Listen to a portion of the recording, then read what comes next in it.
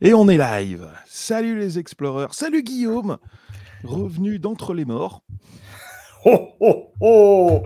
La gastro m'a mis à terre, les amis. Mais Voilà. il m'en faut plus pour me détourner de cette superbe communauté. Je suis même prêt à faire un sacrifice. Vous voyez, Baptiste m'a dit, attention, émission de Noël, il faut que tu assures au niveau euh, décoration. Et donc, je suis allé taper dans le stock des créations familiales. Vous avez là un superbe bonnet de lutin. On ne les voit pas bien, mais vous voyez, il y a les petites oreilles. Donc, ce soir, je suis un lutin, j'ai la licorne, j'ai tout ce qu'il faut.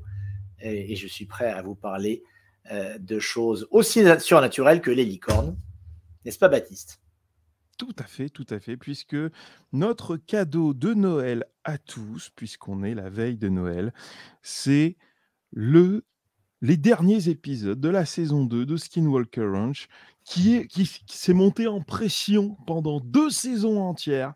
Et là, on voit ce qui sort à cette dernière saison. Alors, sans trop vous spoiler le truc, on va juste vous dire qu'à la fin, le Père Noël fait une apparition.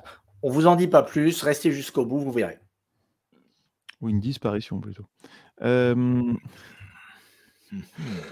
Nous attaquons par l'épisode 6 où nous avons James Keenan qui est enquêteur et qui va contrôler le magnétisme pendant une randonnée dans le bassin le bassin du Ute. C'est là où en partie il y a le Skinwalker Ranch. Et une fois où il pose une boussole sur un rocher, il remarque qu'elle se met à tourner sans contrôle. Alors là, je veux juste qu'on revienne 2 semaines en arrière. Quelle est la première expérience que je vous ai dit de faire à tous quand vous voulez tester le champ magnétique quelque part? Le truc qui coûte 5 €. Vous prenez une boussole. Il a fallu attendre combien d'épisodes? 8 14. plus... Il a fallu attendre 14 épisodes qui sortent une boussole. Et c'est même pas un gars de l'équipe, c'est un pélo qui se baladait dans le coin. Oh, enfin voilà. Il a Un éloigné pélo. ensuite la... Je connaissais Ouais, pas le c'est pélo. un nom affectueux dans mon coin, un pélo. Ça marche. Et il a éloigné ensuite la boussole de l'endroit où il se trouvait de 2 mètres, mais cela a continué. Il a traversé tout le bassin en faisant des relevés de champs magnétiques et à 3 endroits, il a relevé un même phénomène d'anomalie passante entre des champs magnétiques négatifs allant jusqu'à -40 microtesla. Donc là, on a Travis qui apparaît à l'image et qui dit que la norme dans le secteur serait plutôt d'être positif entre 1 et 80 microtesla, qui est en gros le champ magnétique normal de la Terre, sans anomalie magnétique. Cela voudrait dire qu'il y a quelque chose d'anormal dans le sol, comme un vide ou un objet métallique ou une structure.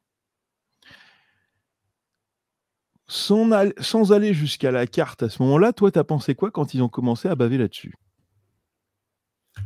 Écoute, j'étais moyennement surpris, enfin, compte tenu de toutes les interférences auxquelles les divers appareils électroniques ont eu droit depuis le début de la série. Je me permets d'enlever mon bonnet parce que ça me tient un peu chaud au cerveau. Et On donc, remarque qu'il aura tenu 3 minutes 40 avec son chapeau. Hein. c'était uniquement pour augmenter le nombre de clics en début parce que je savais que ma trombine de début allait peut-être apparaître en aperçu YouTube et je me suis dit, ah, on va faire du. Bon, bref. Donc oui, ça m'a pas surpris plus que ça parce que évidemment de mon point de vue de néophyte sur le plan scientifique, je suis un littéraire, hein, Baptiste, je te le rappelle. C'est ma grande excuse pour dire que je suis nul en physique, en biologie, tout ça. Moi, je suis un littéraire, tu comprends. Je suis un artiste aussi, ça marche pas mal ça. Ouais, mais le problème, c'est que moi aussi, c'est dommage. Oui, mais tu m'emmerdes. Voilà. Et donc, si tu veux, moi, ça m'a pas surpris qu'ils me disent, bah oui, la boussole fait n'importe quoi, il y a des ondes électromagnétiques dans tous les sens. De toute façon, à chaque fois qu'il sort un détecteur de quoi que ce soit, c'est jamais dans les normes, ou presque jamais dans cette série. Donc, j'étais pas plus surpris que ça. Alors là, on a quand même un biais d'observation, c'est-à-dire qu'il ne nous montre les détecteurs que quand il déconne. C'est vrai. C'est vrai, d'autant que je crois que c'est toi qui précisais l'autre jour, de mémoire, que pour 1 heure de produits finis sur la série, ils ont 40 heures de rush ou quelque chose comme ça. Donc évidemment, il y a une sélection au montage. c'est évident. Ah oui, oui, tout à fait, tout à fait. Qu'on ne verra probablement jamais d'ailleurs. C'est quelque chose d'assez regrettable. Tu trouves? Ah bah oui, 39 ah heures non, d'expérience, qui donnent non, mais c'est rien, ça, enfin, c'est ça la recherche scientifique. C'est-à-dire que si tu as pas les heures qui ne sont pas, où il se passe rien, en fait, tu as pas ton groupe de témoins. Donc ton signal que tu as découvert, c'est juste du bruit. Il faut que tu aies les heures de silence pour comprendre qu'il y a un signal quelque part. d'accord, mais alors niveau entertainment, pardon, Ah oui, on n'en non, fait mais pas c'est la pour ça que c'est dommage qu'on ne les verra jamais. alors peut-être Voilà. ce qui aurait été intelligent de faire, ce serait, avant de faire l'expérience qui marche, préciser toutes les expériences qui n'ont pas marché. Mais tu vois, simplement à l'oral, sans forcément les montrer et montrer tout le processus qui mène au paroxysme. Alors, ça a été une des critiques qu'il y a eu par, la plupart des autres commentateurs qui ont fait le même travail que nous là, à l'heure actuelle, mais, du côté américain et britannique. Mmh. C'est que, ça si c'était ça le niveau de compréhension scientifique des Américains, ça faisait vraiment peur. Mmh. C'était tellement c'était pas approfondi niveau scientifique. Et il faut avouer que ça fait un peu ça. On a l'exemple parfait avec une ligne avec 3 points. Donc quand, comment il s'appelle? Keenan, c'est ça? C'est, James Keenan Keenan, donc le bonhomme avec aligne la les boussole qui a points sur noté lesquels voilà. il a repéré des anomalies magnétiques, il tombe sur une ligne. Alors, heu, mathématiquement, pour avoir des points alignés sur une ligne, le minimum absolu, c'est 3 points. C'est-à-dire que là, en termes de preuves mathématiques, on est au plus bas possible. Il en faudrait une vingtaine alignés pour qu'on commence à avoir une distribution statistique qui soit correcte. Oui, puis sans compter Ça que là, peut les 2 juste être premiers une points, coïncidence, hein, parce que les 2 premiers points en plus sont très, très proches, donc ça peut être la ouais. même chose en fait et le troisième est très loin, mais ça peut être vraiment une coïncidence, sachant que, alors là, je les ai pas sortis parce que c'est une vraie plaie à sortir, mais si vous prenez les cartes d'anomalies magnétiques, si vous êtes sur un endroit qui a des anomalies magnétiques, c'est un vrai bordel. Donc là, honnêtement, c'est super léger. Il remarque cependant que ces anomalies magnétiques passent sur la zone en triangle de Skinwalker Ranch. Alors j'essaie de la retrouver, elle est ici. Voilà, c'est ça, c'est ce petit morceau de pixel là. Voilà. Où il y a apparemment la plupart des anomalies qui sont concentrées. Il parle aussi, de la zone focale d'émission des ondes qui a été repérée par Bard dans, la fin de la première saison. Et il parle du fait que ce sont simplement des ondes électromagnétiques, ce qui veut dire absolument n'importe quoi puisque, bah, tous les champs d'émission électromagnétiques, c'est l'ensemble des ondes qu'on connaît. Donc là-dessus, ça va des rayons gamma, aux longueurs d'onde radio, donc c'est peut être n'importe quoi. Il considère que cela est la possibilité qu'il y ait un tunnel creusé par l'eau sur plusieurs kilomètres, ce qui n'est pas bête, pour la peine. Pour une fois qu'on entend, un chercheur qui propose une explication prosaïque avant de parler de trous de verre, amenant sur des univers interdimensionnels, ça rafraîchit un peu l'ambiance pour une fois d'avoir, une explication un peu normale et on a même Travis Taylor qui nous dit: oui, c'est possible que de l'eau puisse produire ces anomalies magnétiques si ça passe, sur un terrain chargé en sel. Moi, je trouve ça assez intéressant pour la peine. Il aurait fallu ça un peu plus dans les autres épisodes pour donner du sens justement aux fois où il y avait de vraies anomalies qui étaient enregistrées. Parce que sinon tout devient une anomalie, ce qui veut rien dire parce que ça devient du bruit. On nous rappelle aussi que c'est au-dessus de ce triangle qu'un des témoins a dit qu'il avait vu une ouverture dans le ciel. Et là, franchement, j'ai un gros doute parce que alors je suis pas allé revoir l'extrait, mais moi de mémoire, cet extrait-là, on a le témoin qui est en bas de la mesa, qui pointe vers la mesa et qui dit: «Derrière la crête, il y a un endroit où il y a un ravin et c'est là où j'ai vu l'ouverture». Ce qui veut dire que c'est pas du tout au même endroit où il y a le triangle. Je me Guillaume? suis posé la question, pour être honnête, j'ai pas eu le courage de fouiller dans les épisodes pour, savoir, pour essayer de repérer l'endroit. Mais c'est vrai que j'ai pas eu le souvenir qu'on ait traîné tant que ça du côté du triangle, en tout cas au moment où il y a eu les témoins et je peux pas m'avancer plus que ça. J'aurais tendance à te faire confiance là-dessus. D'accord. Mais je suis à peu près sûr de moi sur ce truc-là parce que ça m'avait marqué. Mmh. Attendez, oh la vache, j'ai marqué tellement de notes, en fait. Tac et ensuite donc oui, un tunnel qui aurait été creusé par l'eau, d'autant plus qu'ils ont vu des cavernes, tout autour du Skinwalker Ranch qui étaient déjà submergées. Donc là, on s'approche quand même globalement de la théorie que, il y a de la flotte dans le sol, quoi. D'autant plus qu'il y a quand même une rivière qui passe sur le domaine. Ce qui donne une indication quand même. On voit ensuite que, ils se mettent sur le triangle d'anomalie et ils font des relevés magnétiques à des endroits précis et globalement, ça varie entre, 30 et 49, sachant que, la zone varie elle-même entre 0 et 80. Donc j'ai trouvé honnêtement que la variation était quand même assez faible. D'accord? Vous avez 25 de perte, bof. Sur un endroit qui est une anomalie magnétique en lui-même. J'ai pas trouvé ça super convaincant, sachant que c'est, avec ça qu'ils vont définir les endroits où ils vont creuser ensuite.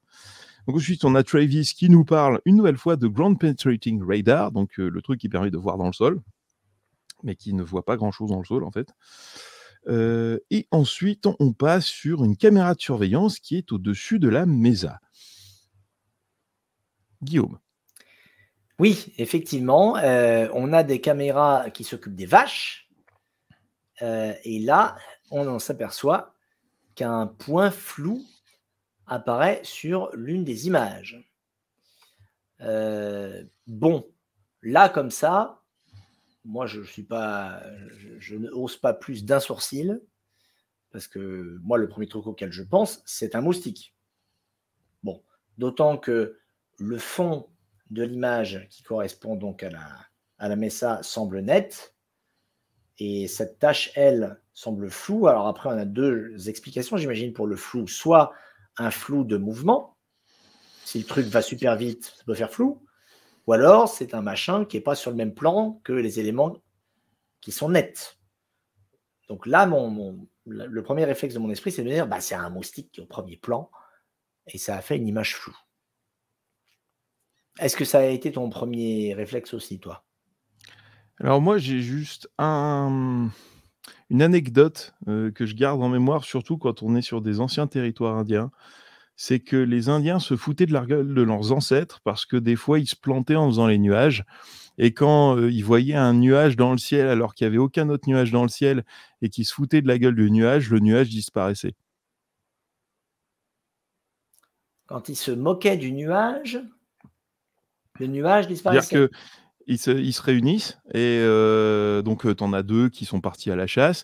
Puis là, ils lèvent la tête et ils voient un nuage, mais il est tout seul et il est super mal formé. C'est vraiment c'est dans le ciel, ça fait une tache, donc c'est un nuage, mais c'est vraiment une chose qui ressemble à ce que tu vois là à l'écran. Et dans ce cas-là, ils se disaient: «Tiens, il y en a un qui s'est mal entraîné à faire des nuages» et généralement, au moment où ils commençaient à se moquer du nuage et à le regarder en face, le nuage disparaissait. Donc le nuage est susceptible, c'est ça que c'est là que tu veux en venir. C'est j'ai toujours je ne fais pas de conclusion, mais quand je vois ce type d'image, j'ai toujours ça qui me revient en mémoire. OK. Alors là évidemment, la raison pour laquelle je n'ai pas plus de conclusion que toi à tirer de cette anecdote, hein, Baptiste, hein. Tu l'as lancée, tu te démerdes avec. Heu, Là-dessus, Candice, Ceux qui ont ouais. compris comprendront. Oh là là, le teasing, ça c'est vraiment du happy few, hein, que tu fais. Franchement, un soir de Noël, Ah ouais, non, mais c'est c'est clair, moche, hein. c'est clair. Bon. Et donc, là-dessus, alors donc moi je dis un moustique. Candice, la jeune femme qui s'occupe de garder le ranch avec son compagnon, dont j'ai oublié le prénom, mais qui se trouve également être anthropologue de mémoire, donc c'est pas juste une gardienne en fait, hein, elle est là seulement heu, pour le temps de l'émission. Elle dit: «Moi je vois un truc éventuellement masqué dans le ciel». Masqué, sous-entendu, un truc qui ferait appel à une technologie de camouflage. C'est ce qui est sous-entendu. Ce qui est Après, qu'on sous-entendu. soit très clair en termes d'analyse d'image, Là, il y a pas grand-chose à faire, hein, Ah non. il y a ju f pour qu'on puisse se prononcer sur une image, en tant que telle, il faudrait déjà qu'il y ait une image continue, c'est-à-dire filmée et qu'ensuite il y ait plusieurs caméras sur le même objet et là, par contre, vous pouvez générer énormément de données. Là, c'est compliqué. Là, c'est compliqué. Donc c'est pour ça que j'en reste à l'anecdote et dans ces cas-là, je me prononce juste pas, en fait. Très bien. Alors ensuite, de plus, on apprend par contre que cette image n'apparaît qu'entre, 2 images. Par contre, on nous donne pas le nombre d'images par seconde et il me semblait que c'était genre une image tous les 15e de seconde dans les épisodes précédents, si je me souviens bien, sur les caméras de surveillance. Ce qui veut dire que c'est relativement saccadé, hein. C'est quelque chose que vous Oui. voyez où ça c'est pas super fluide. Et puis d'autant que s'il s'agit véritablement d'un moustique, ça veut dire que le truc est à 1 centimètre de l'objectif et Il a que largement eu le temps de passer. voilà. Tout à fait, tout à fait. Donc ensuite, on en était à faut vraiment que je mette des repères dans ce texte. Voilà, c'était là. Et ensuite, on apprend que les vaches sont parties de cet endroit-là. Donc voilà, donc ça, c'est un plan des vaches et le trou là que vous voyez, c'est l'endroit d'où elles sont parties. C'est-à-dire que ça, c'est la carte de fréquentation, des bars à vaches et les bars qui sont là, elles veulent pas y aller. C'est pas l'endroit qu'elles aiment. Donc le problème que j'ai avec ça, c'est que, donc quand vous voyez la petite brume bleue, ça veut dire que c'est l'endroit où elles vont le plus loin. Donc ça, c'est la zone maximale sur laquelle elles s'étendent et elles veulent vraiment pas aller là. C'est ça que ça sous-entend. Donc moi, ce qui m'embête, c'est qu'on n'a pas la date. C'est-à-dire qu'on ne sait pas quand ça a été pris, on ne sait pas sur quelle durée ça a été pris. Donc plus ça a été pris sur une longue durée, plus ça aurait un sens significatif. Si c'est fait sur une journée, ouais, bah, il y a peut-être des moustiques à cet endroit-là, donc si elles n'y sont pas allées.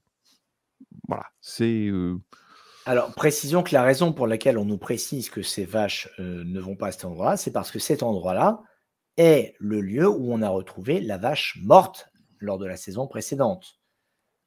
Mort pour laquelle on n'est pas certain d'avoir une explication. Donc voilà, il tente, en nous montrant cette image, de sacraliser le lieu en nous laissant penser, peut-être à raison, peut-être à tort, je ne sais pas, que c'est un endroit bizarre où il se passe des trucs bizarres. Une vache meurt, on ne sait pas pourquoi, les autres vaches se barrent, les coyotes ne viennent pas bouffer le cadavre de la vache, et ce pendant 1 an, si mes souvenirs sont bons, encore qu'ils ont déplacé la vache à un autre endroit. Et d'ailleurs, on ne sait pas à quel endroit du graphique la vache, au moment de l'épisode qui contient cette image, se trouve. La zone que l'on nous alors montre. ils ont dit qu'ils l'avaient foutu le plus au sud possible, ce qui veut dire qu'on est très, très loin de cet endroit-là. Le sud, il est vraiment à genre, 3-4 kilomètres vers le bas de la carte. D'accord. Ça, c'est un tout petit morceau du ranch, en fait. Donc je suppose que ça correspond, le carré en gros correspond à l'enclos des vaches, Ouais, j'imagine. c'est ça. Un des enclos, il y en a, 3 autres. D'accord. Parce que sinon, elles bouffent tout. Enfin, tu es obligé de les déplacer, sinon ça bouffe tout, et elles ont plus rien à bouffer. Souviens-toi, oui, on a pris des vaches pour, que ça, bouffe le gazon parce que sinon ça prend feu. Souviens-toi. Je me souviens bien. Excuse. Ça fait plus C'était joli. bon ça. Moi, je sais que sur les flancs des anciennes voies ferrées à Paris, ils ont mis des chèvres pour brouter l'herbe exprès. Ah mais ça marche très bien. Ça marche extrêmement bien. Donc ensuite, on a Zach Zilla qui arrive, j'adore son nom, et qui est expert radar, souterrain du coup et il pense qu'il y a quelque chose dans le sol à une distance de, 6 à 10 mètres, mais que c'est plus probablement entre 2 à 3 mètres. D'accord, si tu veux. On apprend que le sol est très conductif en dessous de l'anomalie magnétique et que cela ressemble à une tranchée comblée ou à une structure souterraine. Ah pardon, Why not? pour être tout à fait honnête avec Zach Zilla, ce qu'il dit, c'est qu'avant de commencer à faire ses examens avec son radar pénétrant, il dit: «Normalement, ça va, jusqu'à 6 mètres, mais je pense pouvoir aller jusqu'à 2 à 3 mètres». C'est avant de faire les examens. C'est pas qui. Ouais, mais dans ce cas-là, tu donnes le truc conservateur d'abord, tu vois? Je sais pas, j'ai pas trouvé Ah ça d'accord, super c'est logique. ça que tu critiquais, d'accord. J'ai cru que tu avais compris autre chose. Enchaînons.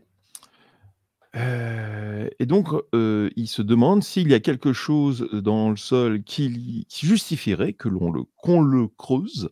Et là, on a Dragon qui est d'accord. Et on a the retour du tractopelle. Ça faisait longtemps. On a le retour du tractopelle et moi je regarde toujours avec amusement, enfin amusement, incompréhension, le pauvre Tom Winterton, qui est le seul à avoir eu un gros problème physique, à cause d'une excavation, monter lui-même dans le tractopelle et se charger, tout à fait jovialement, et sans crainte apparemment, de creuser. Voilà, et puis personne n'a l'air d'en faire un plat. C'est peut-être le seul à avoir un permis tractopelle, hein. C'est peut-être le seul, c'est ce que je me suis dit aussi. Et après, je me suis demandé du coup, mais est-ce que ça existe un permis tractopelle? Si oui, combien de temps ça prend? Est-ce qu'on peut faire de la conduite accompagnée en tractopelle? Bref, j'ai tout un tas de projets qui me sont venus pour l'été prochain. On verra. Surtout à Paris, tu vas te faire des amis avec un tractopelle. Oh, bah, tu sais, il y a énormément de travaux à Paris. Enfin, pas de politique, hein. Voilà. Restons sur un sujet moins controversé, c'est-à-dire les Oui, ovnis. Je tout pense à que fait, ça, c'est on vachement moins prendra moins de risques. controversé. Hem Alors, il met tous les instruments en place et en plus, il cherche si, au fur et à mesure de l'excavation, il y a quelque chose de métallique au tamis. Alors là, franchement, ils ont fait un découpage de la vidéo qui porte vraiment à confusion. J'ai dû la repasser 3, 4 fois pour piger dans quel ordre ça se passait. Donc on a la pelle qui commence à creuser la première pelletée, qui dépose la pelletée à côté. Là, on a Travis Taylor qui se ramène avec le détecteur de métal. Le détecteur de métal réagit non pas au trou, mais à la terre extraite du trou sur le côté. D'accord? Donc on peut supposer qu'il y a des éléments, métalliques en surface du sol. On a fait un seul petit trou dans la terre, on a testé la terre à côté, ça réagit, on a testé le trou, ça réagit pas. La conclusion logique, il y a des éléments métalliques dans la surface de la terre. Ils testent la surface au tamis, mais moi de ce que j'ai vu, c'est qu'ils ont testé la surface au tamis à la main, sachant que vous cherchez des trucs métalliques. Les mecs, vous cherchez des particules métalliques, vous prenez un aimant. Ça, c'est très, très simple. Il y avait pas d'aimant. Donc ils ont cherché à la main des éléments métalliques. C'est j'ai du mal à comprendre. Ensuite, on a, donc la pelleteuse, recommence à creuser et cette fois-ci, le détecteur réagit dans le trou fait par la pelleteuse et sur la terre dégagée par la pelleteuse. Donc là, on commence à se poser des questions. On a, un détecteur de rayons gamma, qui s'active et qui détecte 24 microrem et là, on a un gros doute sur l'origine de la radiation quand même parce que là ça devient peu logique, à moins d'être tombé vraiment sur un gisement qui remonte aux essais nucléaires, et d'avoir, littéralement ouvert des déchets nucléaires, mais dans ce cas-là, la détection serait constante. Elle serait pas épisodique comme c'était le cas. D'un coup, on a le détecteur, de métal qui se met à tout détecter, puis ne détecte plus rien. Donc moi, instinctivement, je me dis: «Bah, prenez un autre détecteur de métal», mais moi, j'en ai vu qu'un seul, utilisé, alors qu'il y en avait plusieurs dans l'équipe. Est-ce que tu as la même conclusion que moi? J'en ai vu qu'un effectivement. Je me suis pas dit: «Ah, il y a un faux contact dans la machine» parce que on le voit clairement alterner entre le trou, pas dans le trou, le trou, pas dans le trou et là clairement la machine s'arrête quand il sort du trou. Tu vois ce que je veux dire? Et puis après, tu disais tout à l'heure, alors ils testent dans le trou, il y a pas de métal, ils testent dans la terre qui l'ont extrait du trou. Et là, il y a du métal. Et là, ce coup-ci, il me semble que ce coup-ci, la deuxième fois, c'est le contraire. C'est-à-dire que la terre extraite, on ne détecte pas de métal dedans. Et quand il met l'objet dans le trou, tout à coup, ça fait bip bip. Donc, moi, je ne vois pas de. Enfin, le machin n'a pas l'air de dysfonctionner dans le sens où il y aurait un fond contact qui ferait que ça cesserait de marcher et puis ça se remettrait à marcher. C'est vraiment là, il y a des différences entre les différentes zones où il passe son machin. C'est ce que moi j'ai vu. Moi, j'ai vu l'inverse, c'est que, il détectait en fait l'émission parce qu'en fait, ça détecte les champs magnétiques. Donc il détectait une variation instantanée du champ magnétique sur place. Ce qui le faisait réagir.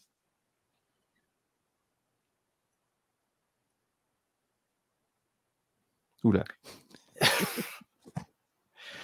Enfin bref, ils arrivent au plus profond, de ce qu'ils peuvent arriver à avoir avec le tractopelle et ils décident de revenir demain.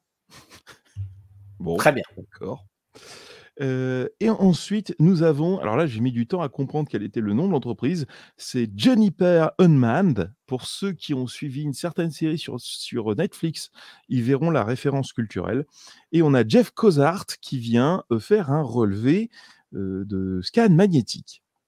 Il utilise des drones pour repérer des anomalies magnétiques à 33 mètres de profondeur et le drone marche cette fois-ci. On n'a pas de problème avec, le gros drone qui coûte cher. Donc très bien. Donc il remarque sur le relevé topographique, parce qu'ils ont fait 2 relevés. Ils ont fait un relevé topographique et un relevé, magnétique, qu'il y a, des anomalies, des cercles qui sont présents à quelques mètres de la vavache qui est morte. Enfin, de l'endroit où la vavache est morte. Il remarque sur le relevé magnétique que Homestead 2 est sur un point chaud, c'est ce que vous voyez là à l'écran. Le point chaud, c'est les zones roux-rouge et là, vous voyez que les habitations sont sur un gros point roux-rouge. Voilà. Ce qui est intéressant en soi. Il n'y a pas de raison pour que ce soit, plus magnétique à cet endroit-là qu'à un autre, sachant que c'est vraiment le seul point qui dépasse de la mesa. D'accord? On voit que ça fait vraiment Ouais. une trouée. Sachant qu'en géologie, on voit ce genre de structure quand il y a des mouvements de retrait des glaciers, ça peut faire des points de collines comme ça. Donc il y a peut-être eu à un moment en dessous un gisement de métal qui a eu un relevé de glacier et qui a dégagé cette aspérité-là. Je dis juste ça, il y a des explications géologiques à voir ce genre de truc-là. Tac. Ça c'est bon et on voit que le triangle je sais pas si on voit le triangle là. Ah non, on voit pas le triangle. Ah c'est dommage, il est entre les 2. Je l'ai mis après peut-être? Non, je l'ai pas mis après le triangle. Ah dommage. J'ai pas le triangle sur l'image. Il est là le triangle. Il est coincé entre 2 images. Et on voit que le triangle, ça fait en fait 2, une sorte de zone, positive avec au milieu une zone négative dans le champ, magnétique. Ce qui est intéressant. C'est intéressant. Donc ensuite, ils appellent notre Brandon Fugal qui arrive en Deus ex machina, hein, Guillaume, n'hésite pas à me couper si tu as des éléments à rajouter. Et cette fois-ci, il décide de venir en personne. Alors que la saison précédente, il faut quand même écran plat 3 mètres carrés, voilà. Là, il vient en personne. Ils veulent creuser une Vas-y. Je crois qu'il s'y plaît. Moi, j'ai l'impression de l'avoir vu quasiment tous les épisodes sur place cette saison. J'ai l'impression qu'il vient beaucoup plus qu'avant. Ouais. Ils veulent creuser une tranchée de 15 mètres de profondeur. Là, ça commence à être de la bonne tranchée, ça, c'est de la maison quand même. Et on a là une coupure sur Ryan Kinner et Gwen Sherman. Et avec Gwen qui dit qu'il y a un endroit où il ne faut surtout pas creuser. Et on arrive à l'endroit le plus inutile de la série. Non, tu as oublié la cave quand même. Ah oui, c'est vrai, merde. Non, mais la cave, il y avait des squelettes. Dans la cave, il y avait des squelettes. Là, il y a vraiment que dalle. Squelettes de rats, Baptiste. Donc, j'ai quand même noté par acquis de conscience les coordonnées géographiques. On ne sait jamais, ça pourrait servir plus tard. Et nous arrivons à la fin de l'épisode 6. Guillaume, est-ce que j'ai oublié quelque chose? Bah non, je crois pas. Effectivement, on a Travis et Eric, c'est là-dessus à peu près que l'épisode se termine, qui décident de faire des trous de 30 mètres de profondeur sur 60 cm de diamètre pour aller voir en gros, au fond, la raison des anomalies électromagnétiques du triangle. Il me semble que c'est leur projet number one, et c'est ce qui se passe dans l'épisode suivant. Donc on arrive avec l'épisode 7 et comme quoi on monte en puissance, cette fois-ci, on a une très grosse foreuse qui arrive avec le Pete Martin Drilling Crew. On a aussi un analyseur de spectre qui est ramené sur place et pendant ce temps-là, Travis va sur le lieu intéressant où il ne faut surtout pas creuser et il ramène la tractopelleuse et il dégomme l'énorme rocher où on a surtout dit qu'il fallait pas creuser pour voir ce qu'il y avait en dessous.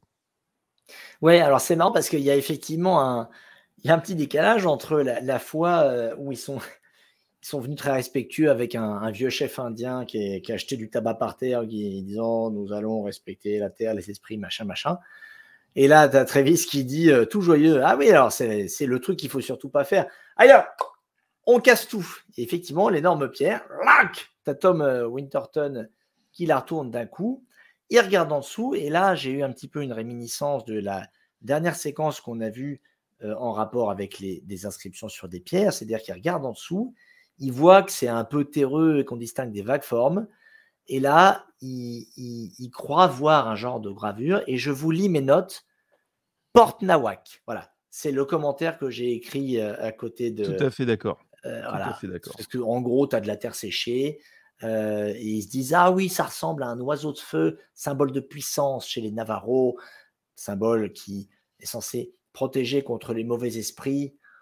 Là, j'ai trouvé ça un petit peu exagéré. Voilà. Ah oui, clairement. Ensuite, eux, ils se mettent à creuser le sol en dessous du rocher pour voir s'il y a quelque chose, et eux ne prennent aucun relevé. Donc, alors que dans tous les autres trous, tout le monde ramenait des capteurs pour voir il y avait des radiations, des empoisonnements, des gaz nocifs. Là, que dalle! Démerdez-vous les anthropologues, crevez sur place s'il y a du poison. Alors là, j'ai fait 2 poids, 2 mesures. Et bien sûr, rien n'est en dessous et rien ne se produit. De toute façon, ils n'ont pas de détecteur. Ça n'a servi à rien. Ça n'a servi à rien. Après, de deux choses l'une, soit effectivement, ils n'ont pas été sérieux, ou alors ils avaient les détecteurs dans leur poche, comme dans la séquence qui vient derrière d'ailleurs, et simplement on ne nous montre pas le moment où ils ont sorti leur capteur pour voir qu'il n'y avait rien. Ouais, mais dans les autres moments, on nous montre les moments où les capteurs captent rien. Mais oui, mais tu vois, c'est des épisodes qui font 40 minutes, ils peuvent peut-être pas se permettre à chaque fois de préciser, là, on a testé, il n'y avait rien. Mais ça, typiquement, ça sert à combler du trou. Donc, ils auraient pu justement combler du trou. C'est un passage de comblage de trou. C'est un filler. Ils auraient peut-être mieux pu gérer. C'est vrai. Voilà, on est d'accord. Enfin, un gros caillou qui sert à rien. Et du coup, qui lève la malédiction sur le Skinwalker Ranch, parce que du coup, l'endroit où il fallait surtout pas creuser, ils l'ont littéralement pulvérisé. Il s'est rien passé. Voilà. Enfin bref, donc on revient à notre triangle. Je sais pas si j'ai pris l'image là-dessus. Hop. Tac. Non, j'ai pas pris le triangle. Hop, ça c'est l'autre relevé, celui-là c'est le magnétométrique. Ouais, l'autre c'était le topologique, c'est ça. Donc tac, et là vous avez Homestead 2 avec l'anomalie magnétique, mais qui est en même temps sur une petite butte. Donc ensuite, soit dit en passant, j'ai toujours pas sorti la carte, je suis désolé, j'avais promis que j'allais sortir la carte. Toute cette zone-là, c'est un gros point rouge sur la carte des anomalies magnétiques. Et on voit que là, c'est très concentré sur la rivière. Tac. Donc, il commence à forer au niveau du triangle et il remarque que la Terre est saturée en eau à 7 mètres de profondeur et qu'en plus, il y a du courant. Donc là, on a quand même le souvenir du moment où ils ont balancé 45 000 gallons d'eau dans le sol et il remarque qu'il y a de l'eau dans le sol. Oui, on est d'accord. De l'autre côté, l'équipe qui décidément a décidé de faire péter les tractopelles a commencé à dégommer les cercles qui étaient du côté de l'endroit où la vache est morte. La sonde détecte des seuils magnétiques à 3 mètres de profondeur. Alors la sonde, c'est un mètre ruban qui laisse tomber au fond du trou et il regarde où va la pointe. Ouais, J'ai beaucoup aimé le côté scientifique du truc. ouais, bon. Alors là, les amis, jusque-là, on vous a raconté des On trucs vend du rêve, hein. On qui vend du rêve, hein. ça commence pas très bien. Mais je vous assure qu'après, il se passe des trucs. C'est clair. Mais là, c'est vrai que Mais moi, on j'ai est honnête. pensé Non, franchement, on est honnête. On est vraiment honnête. Et pourtant, j'ai pris, comme la première saison, un plaisir dingue à la regarder. Enfin, j'étais comme un gamin à bouffer du chips en regardant, hein. Qu'on soit très après, clair. toi, tu as un genre de plaisir mi-masochiste, mi-sadique lorsqu'il s'agit de Non, c'est pas vrai. regarder des trucs. Non, c'est pas vrai. Parce que j'ai un plaisir énorme quand je la regarde. Par contre, quand je dois me taper les notes à prendre et les captures d'écran, là, je pète une durite. Mais quand je la regarde, j'adore. Mais ça me casse les pieds de devoir arrêter pour faire le boulot. Mais on fait le boulot, on est sérieux. Et en plus, on ne l'a jamais dit, mais on est extrêmement sérieux, c'est-à-dire que on ne se concerte pas avant ou pendant qu'on les regarde Absolument pas. pour garder les débats frais, jusqu'à ce que Guillaume, il y a quelques jours, pète une durite en voyant un truc dans une vidéo et rompt le pacte qu'on a maintenu pendant 4 épisodes. Là, je me suis dit: «Oh non, Guillaume!» Non, mais c'est-à-dire que Non, pas de spoil, pas de non, spoil. non. On en D'accord. parlera à ce moment-là. Très bien. Très bien, très bien. Mais juste, tu as laissé tomber le ballon. Voilà. Mais c'est vrai que d'une façon générale, les gens s'en rendent peut-être pas compte pour les quelques pégus qui nous regardent, pégus affectueux, hein, évidemment. En fait, il n'y a aucune préparation entre moi et Baptiste, hein, c'est du freestyle. C'est-à-dire que lui bosse beaucoup. Moi, je m'occupe de ma petite vie, j'arrive un peu comme une fleur, je prépare un peu à mon niveau, mais il n'y a aucune concertation effectivement avant les épisodes. Donc en fait, les seuls moments où on communique, Baptiste et moi, à part les petits, à part les sextos au milieu de la nuit, évidemment, c'est pendant les lives. Donc, vous voyez, vous êtes privilégiés. Vous avez accès à la quasi-totalité de notre relation. Hein, là, je vous Et vends c'est ce du qui rêve. fait qu'on Vous voyez. garde cette fraîcheur de communication, c'est que vous Absolument. assistez vraiment à nos échanges instantanés, hein. Et quand Tout à je lui fait. demande son opinion, je lui demande vraiment son opinion, je ne sais pas ce qu'il va me dire. Absolument. Et Hem, dès que le live s'arrête, on se vous voit. Hein. j'ai pas remarqué ça. Alors ensuite, comme le trou, menace de s'effondrer sur lui-même à cause de la présence d'eau, c'est littéralement, ça fait ce qu'ils appellent un sinkhole, c'est-à-dire que vous avez une sorte de cavité qui s'est creusée en dessous du sol, à cause de l'argile et du coup, si vous commencez à, taper trop à l'intérieur, d'ailleurs ça se produit quelquefois en France, vous avez littéralement tout le sol qui s'effondre sur place et vous pouvez, dégommer comme ça des vingtaines de mètres carrés, voire des centaines de mètres carrés, juste en faisant un trou qui perce, ce qui permettait de tenir toute la structure. Donc, il décide d'arrêter de creuser à cet endroit-là et de se déplacer sur un autre endroit de forage. Il remarque un pic de radiation radiofréquence et se pose la question savoir si cela peut être dû à la foreuse, qui est quand même une belle foreuse, hein. Là, ils ont quand même ramené du calibre. Ah bah, elle doit bien faire 20 mètres de haut, quelque chose comme Ouais, ça. facile. Non, mais facile. Non, c'est vraiment de la foreuse. Il y a Travis qui repasse à l'endroit où une autre vache est morte l'année dernière. Il détecte un pic de rayons gamma. Pas une autre Ensuite, vache. Il y en a qu'une qui est morte. il y a 2, non? Il y en a une qui est. Il Non, y avait non. une vache et un veau. Ah non, Ils ont non, non, dit non. ils ont Il y en dit a. cow et calf. Alors, il y a 2 histoires de vaches mortes sur le ranch qu'on nous a relatées pendant la série. Il y a donc la vache qui est morte pendant le tournage de la première saison ou du début de la deuxième? Non, oui, de la première saison. Et il y a un vieux shérif qui vient, je crois, au début de la deuxième saison pour relater une vieille affaire de vaches mortes, et là, pour le coup, mutilées, qui a eu lieu sur le ranch. Mais je crois que c'est tout. Bah ouais, mais c'est pas cohérent parce que là, ils étaient déjà à l'endroit où la vache était morte et c'est là où il y avait les 2 cercles et ils ont fait un gros trou dedans. Bah, Et ensuite, ils vont à un qu'est-ce qu'il y a de pas endroit où cohérent l'autre vache là-dessus? est morte et moi, j'avais retenu qu'il y avait 2 vaches de mortes, plus celle du shérif. Ah non, pour moi, quand il parle des 2 vaches, c'est les 2 que je viens d'évoquer. Ah, je sais pas. Honnêtement, là, faudrait aller revoir dans la série, je sais pas. Et donc il Heu, détecte, je crois bien que c'est à ce moment-là, que, non loin de là où la vache a été retrouvée morte, il y a un genre de cercle qui apparaît légèrement surélevé par rapport au reste du champ. Un Alors, pour être cercle. honnête, le cercle n'est pas visible. C'est sur les relevés topographiques, par radar qu'on arrive à le voir. Alors écoute, oui, le cercle n'est pas visible. Il se trouve que moi, à l'épisode précédent, l'épisode 5, c'est sûrement rien, hein, mais j'avais fait une capture d'écran lors d'une vue de dessus de la zone où le shérif justement raconte avoir vu une vache mutilée. Et sur cette capture d'écran, on croit apercevoir un genre de cercle. Alors, est-ce que je Bah, peux vas-y, essayer fais de péter, hein. partager? Alors, je vais voir si j'arrive, hein.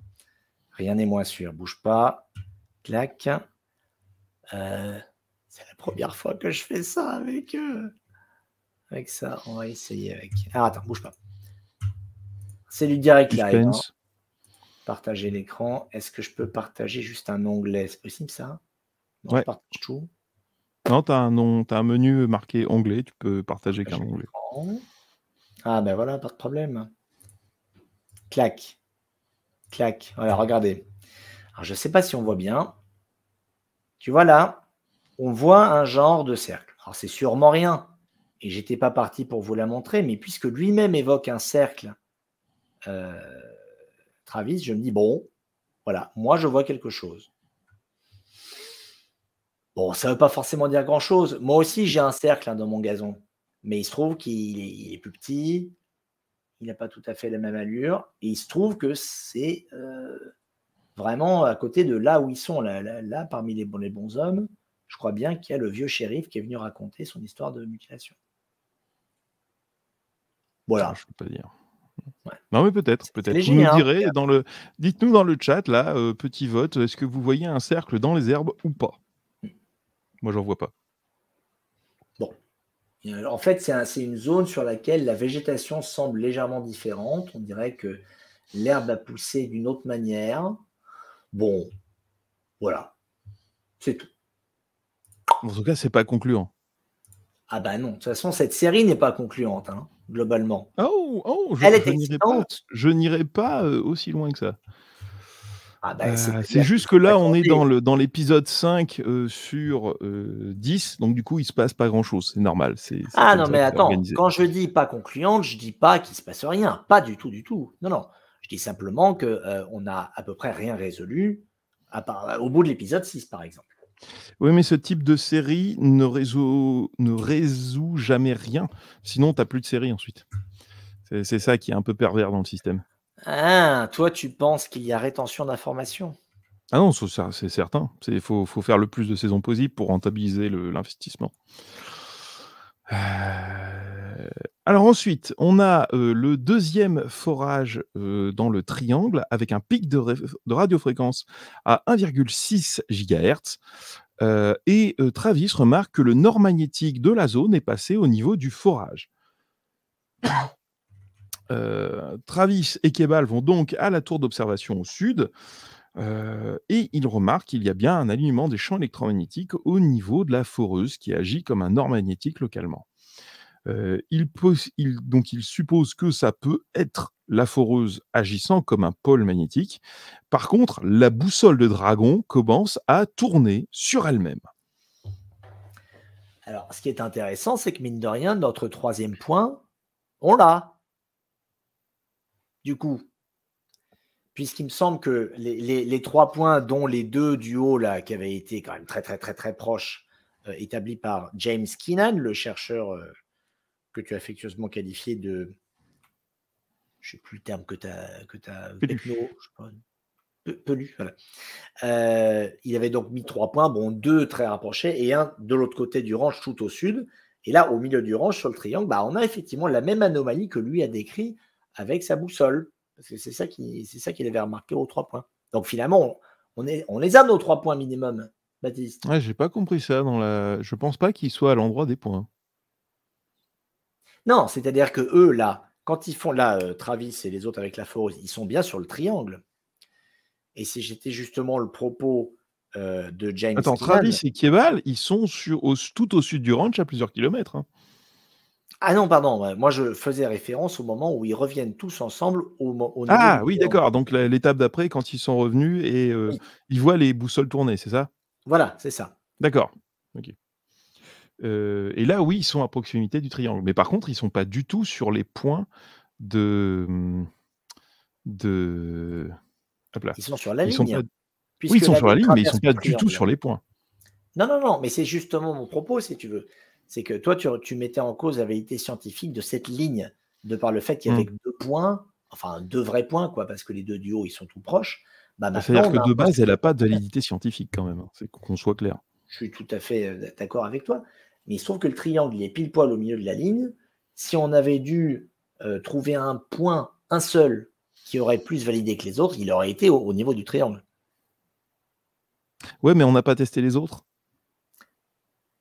C'est vrai. Non, mais c'est toujours un problème de groupe témoin. Hein. Si tu Ah, testes rien attends, d'autre, le Keenan en question, il précise quand même avoir fait plein de relevés. Je crois qu'il a dit une centaine de relevés dans le coin. Et il n'y a qu'à c'est ces vrai. 3 points-là qu'il a Mais repéré ces anomalies. il ne les montre pas, les autres. C'est ça qui est un C'est vrai. problématique. Es-tu allé jeter un œil sur la version moins user-friendly du site de Skinwalker dont tu nous parlais l'autre jour, où tu nous disais qu'ils y Ouais, mettent plus de pourquoi? données scientifiques. Je sais pas, peut-être qu'il Ah non, là-dessus, il n'y a rien. n'y a rien Là-dessus, il n'y a là-dessus. rien. C'est le point org, si je me souviens bien. Skinwalker Ranch. Pour vérifier si tu avais bien fait tes devoirs pendant que je me la coulais douce chez moi. Ouais.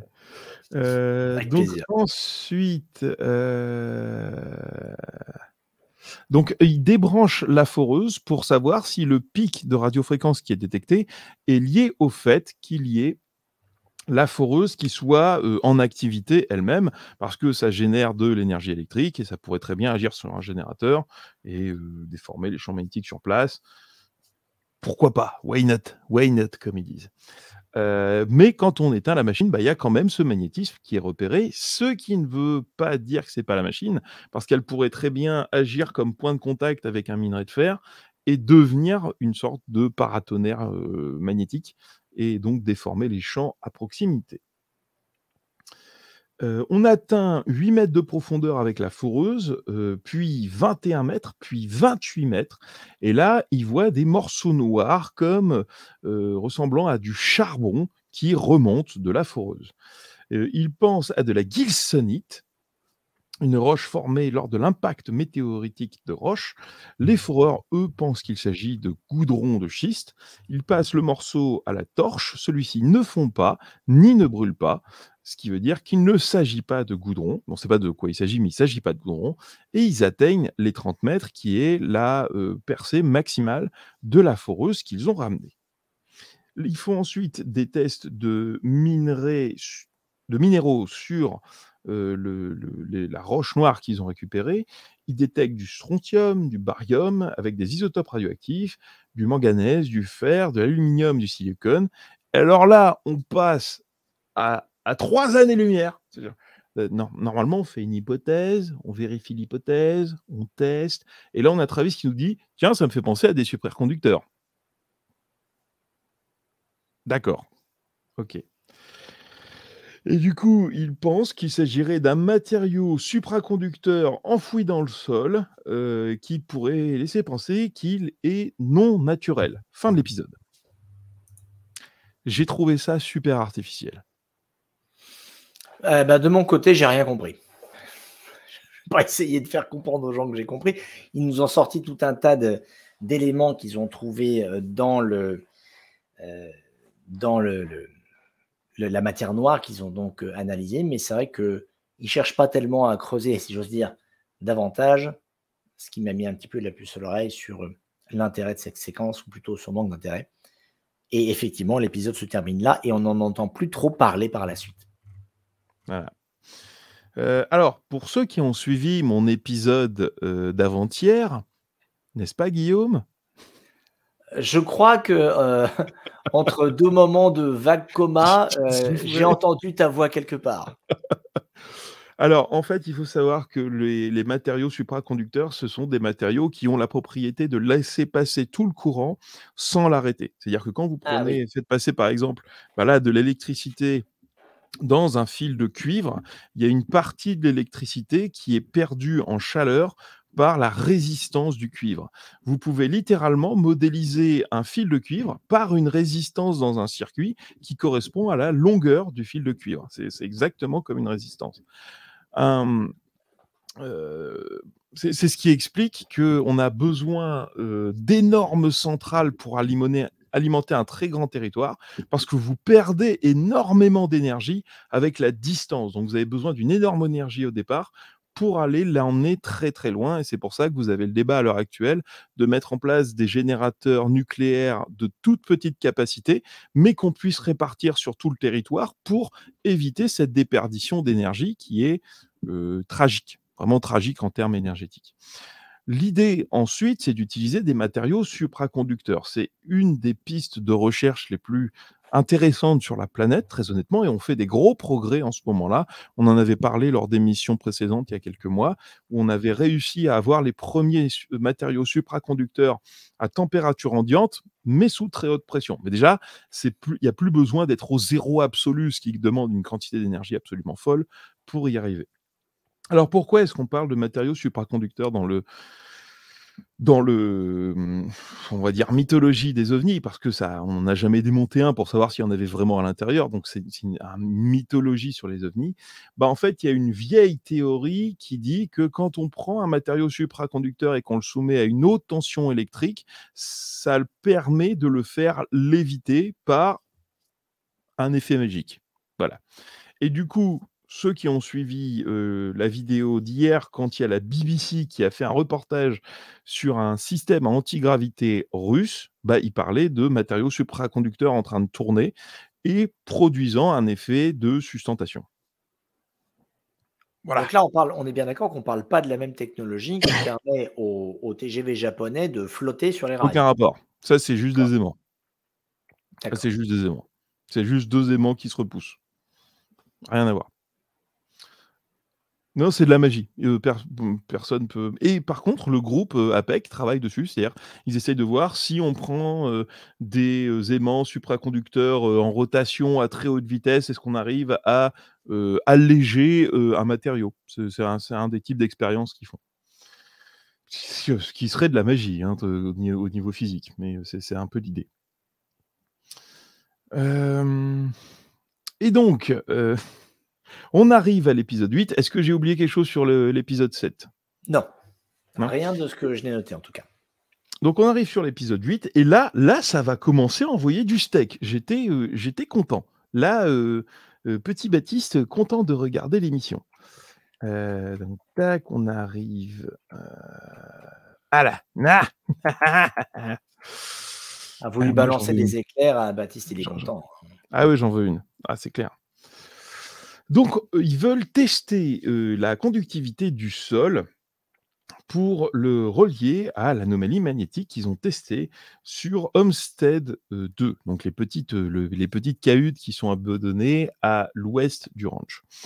Ils testent la conductivité du sol pour, voir quelle est la nature du sol et là, ils remarquent qu'il y a quand même une conductivité qui est intéressante à 0,3 ampères. Le problème, c'est qu'on ne nous dit pas le nombre d'ampères de base. Donc on ne sait pas combien on en a perdu. Ce qui est un peu embêtant pour faire un ratio. Mmh. Donc on sait qu'on a 0,3 ampères, ce qui suffit à allumer une lampe. Donc là, tout le monde est surpris, en disant que c'est pas possible parce que, le sol devrait complètement être une,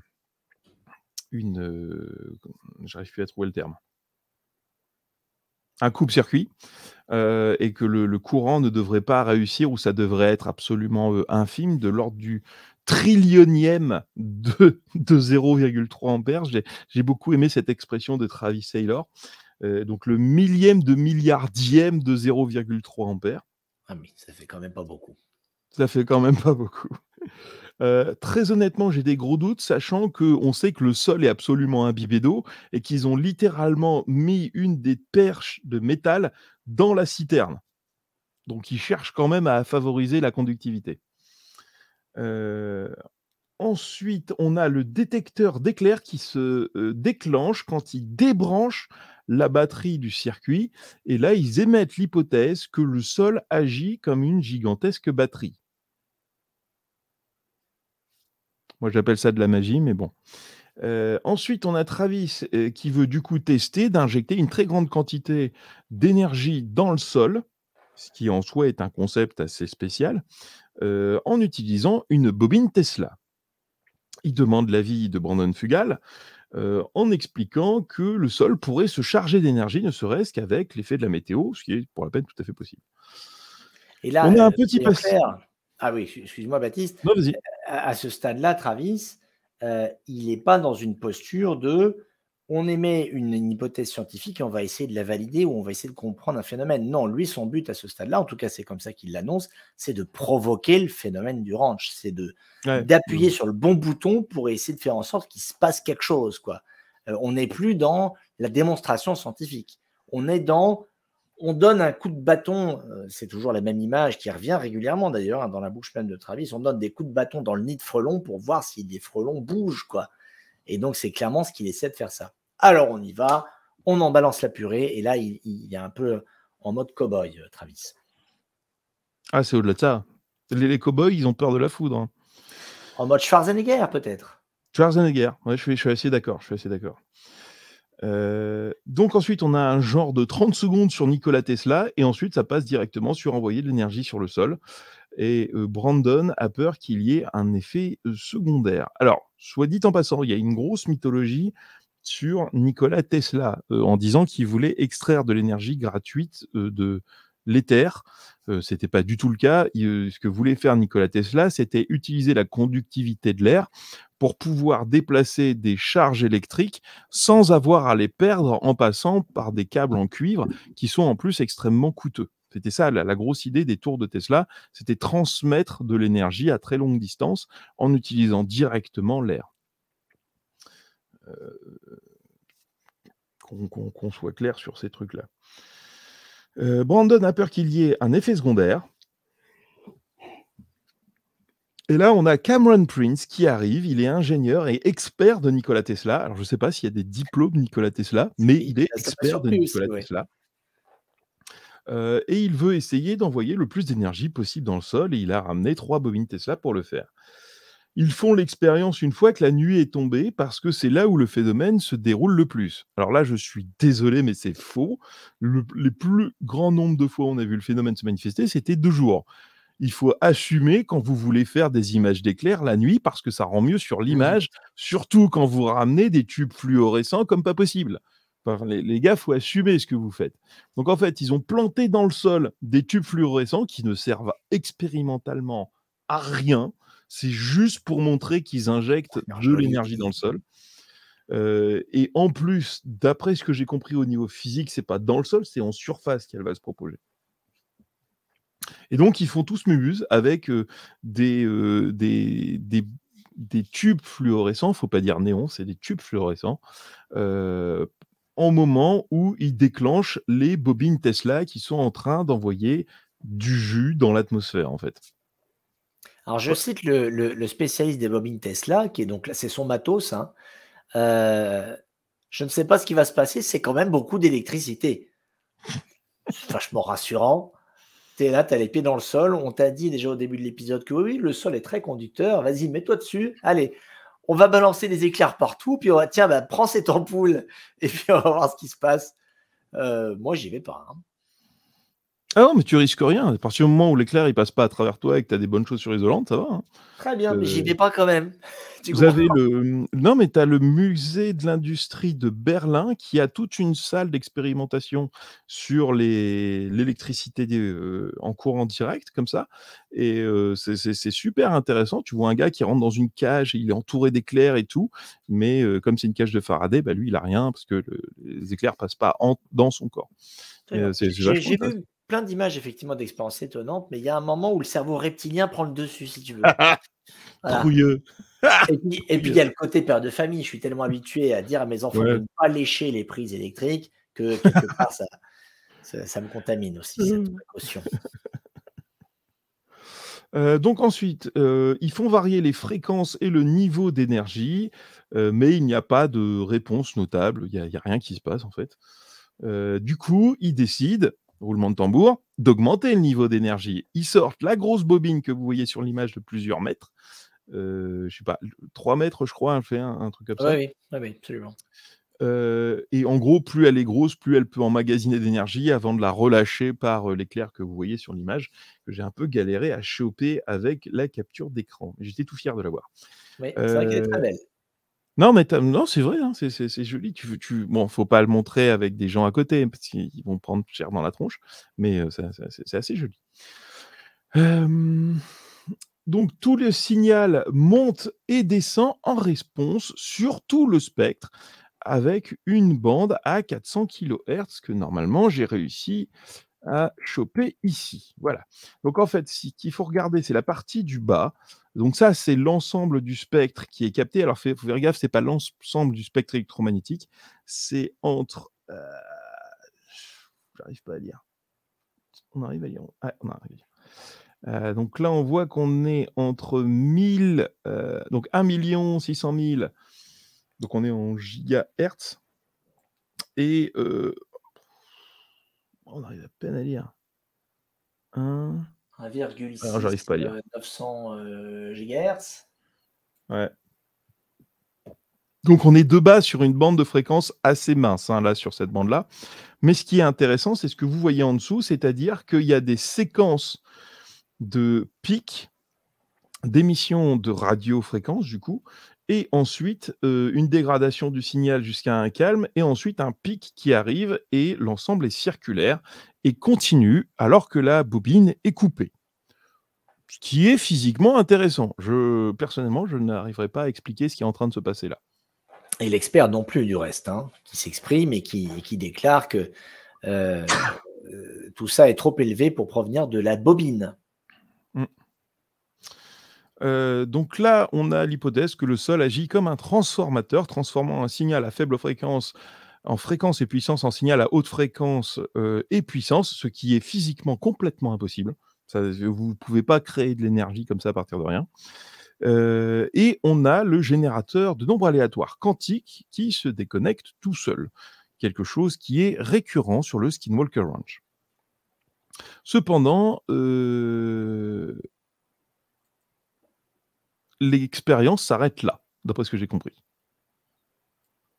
Oui, absolument. Et Travis rentre à la maison C'est ça. Donc pour souffler. ce qui est très étrange pour moi, parce que pour la peine, il venait vraiment d'avoir quelque chose de scientifiquement intéressant. C'est-à-dire que là, j'ai même cherché dans la littérature, des expériences similaires. Avec ce résultat, j'en ai pas trouvé, donc c'est quelque chose qui est vraiment anormal et ça s'arrête. Bon, d'accord. Donc ensuite, on a, Travis qui veut rentrer chez lui, mais qui garde quand même un œil sur le ranch et il a l'impression de voir une tempête d'éclairs sur son smartphone qui est connecté aux caméras de surveillance de sa caravane. Caravane grand luxe avec des caméras de surveillance. Voilà. Donc, vous avez tous compris, Baptiste est très jaloux de la caravane de Travis. Ah ouais, mais carrément, mais carrément. Mais C'est mieux si qu'une ça maison, peut tu m'étonnes. te mettre du baume au cœur, c'est une caravane qui est certainement inondée des rayons gamma. Donc, il y a quand même une moins-value, si tu veux, au niveau du foncier, hein, sur cette caravane. C'est clair. Mmh. Cependant, quand il revoit les films avec l'équipe, il ne voit rien. Et là, qu'est-ce qu'on voit, Guillaume? Tadam! Eh ben, on voit un point noir qui bouge dans le ciel. Un Eh point ben, on voit noir. 2 points noirs. Mhm. Alors, une fois de plus, on voit un point noir sur un écran. Bon, le cerveau cartésien cherche une interprétation banale. Encore un moustique? Peut-être. Sauf que, bon, Tom dit, ah, mais il y a du vent là quand même, hein, et là, il n'y a pas de moustique normalement quand ça souffle comme ça. Alors là, Travis demande, est-ce qu'on n'aurait pas un autre angle éventuellement? Eric dit, bien sûr, on a plein d'autres angles. Il sort un autre angle, et là, le point noir apparaît également sur cet autre angle de caméra. Et là, la théorie de l'insecte fait un peu pchit. Et puis surtout, la trajectoire de l'objet est très intéressante. N'est-ce pas, Baptiste? Ah, mais vas-y, hein, tu te débrouilles. Ah bah, c'est-à-dire que le machin, clairement, enfin, c'est pas un avion, puisque le machin, il arrive Vas-y, en prouve que c'est pas un trajectoire. avion. Vas-y, prouve que Non, c'est pas un avion. mais je ne vais rien prouver du tout. Je vais simplement prouver ma surprise. Déjà, l'élément pour moi à ce stade qui est encore le plus hallucinant, c'est le fait que Travis, sur son téléphone, lorsqu'il était donc chez lui, loin du Skinwalker Ranch, et quand il regardait le flux de la caméra de sa caravane, a vu des éclairs. Hein. Il voit des éclairs, il voit une tempête, en gros. Et là, quand Eric lui sort les images du même timecode, du même coin, par la même caméra, celle-là même dont il a vu le flux sur son téléphone, il n'y a pas d'éclair, il n'y a pas de tempête. Et là, Travis, on le voit, il perd un peu les pédales. Hein. Mais c'est pas possible, moi j'ai vu des éclairs sur mon téléphone. Et Alors, là, tu on me voit coupes autre l'herbe chose. sous le pied parce que moi, c'est ce que j'ai trouvé de très intéressant. Tu as tout à fait raison. C'est hallucinant. Alors, Tu as tout où à il y fait a une raison. erreur de timecode, où là c'est plus qu'intriguant. Alors, c'est comme si quelque chose avait intimé à Travis par ces éclairs, l'apparition de ces éclairs sur ce flux-là, d'appeler Eric Bard pour noter le timecode et pour lui demander, dis donc, est-ce qu'il n'y aurait pas un truc qui se passe autour de ma caravane? Parce que s'il n'avait pas vu ces éclairs, et d'ailleurs Travis le dit lui-même, moi si je n'avais pas vu les éclairs et tout ce barouf là devant ma caravane, je t'aurais jamais rappelé, Eric, pour que tu jettes un œil et que tu notes le moment qui semble intéressant. Et effectivement, Eric regarde, il ne voit pas d'éclairs, il ne voit pas de tempête. En revanche, il repère l'objet qu'on voit à l'écran ici. Donc là, Ça, ce c'est qui est quand même fascinant. intéressant, c'est que c'est chopé quand même par 2 caméras en même temps. Donc potentiellement, vous pouvez reconstruire la trajectoire en 3 dimensions de ce qui est filmé parce que les 2 caméras sont fixes, elles regardent toutes d'un endroit différent. Vous connaissez la hauteur des caméras, les optiques des caméras.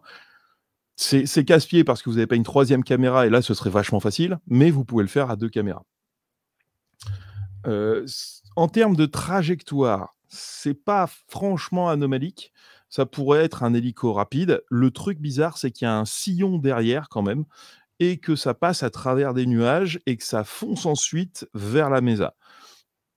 Là, ça commence à devenir assez compliqué à expliquer, surtout que ça se déplace très, très vite pour quelque chose qui n'a pas de transpondeur. On rappelle qu'ils n'ont pas de radar, ils n'ont même pas de radar passif sur place, mais ils ont un lecteur de transpondeur qui permet de connaître la trajectoire des avions qui ont allumé leur transpondeur. Est-ce qu'on peut en dire plus? Non. Mais comme tu l'as remarqué, moi, ce qui m'intéresse le plus, c'est en effet le fait que Travis déclare avoir vu une tempête d'éclairs sur son téléphone et qu'en fait, quand on examine ce qui se passe à ce moment-là, on voit un point qui se balade. C'est ce que je pense, C'est moi, l'élément le être le plus plus intéressant. anomalique, je suis d'accord. Bon, après, pour revenir quand même sur le point noir, le machin a l'air quand même d'aller vachement vite pour un hélicoptère. Hein. Ça va vite, un vrai hélicoptère en piqué, tu dégommes, hein. Quand tu veux aller vite avec un hélico, tu vas vite avec un hélico. T'aurais pas noté le timecode de la séquence des fois? Non, du tout. Ah! Bon, ok.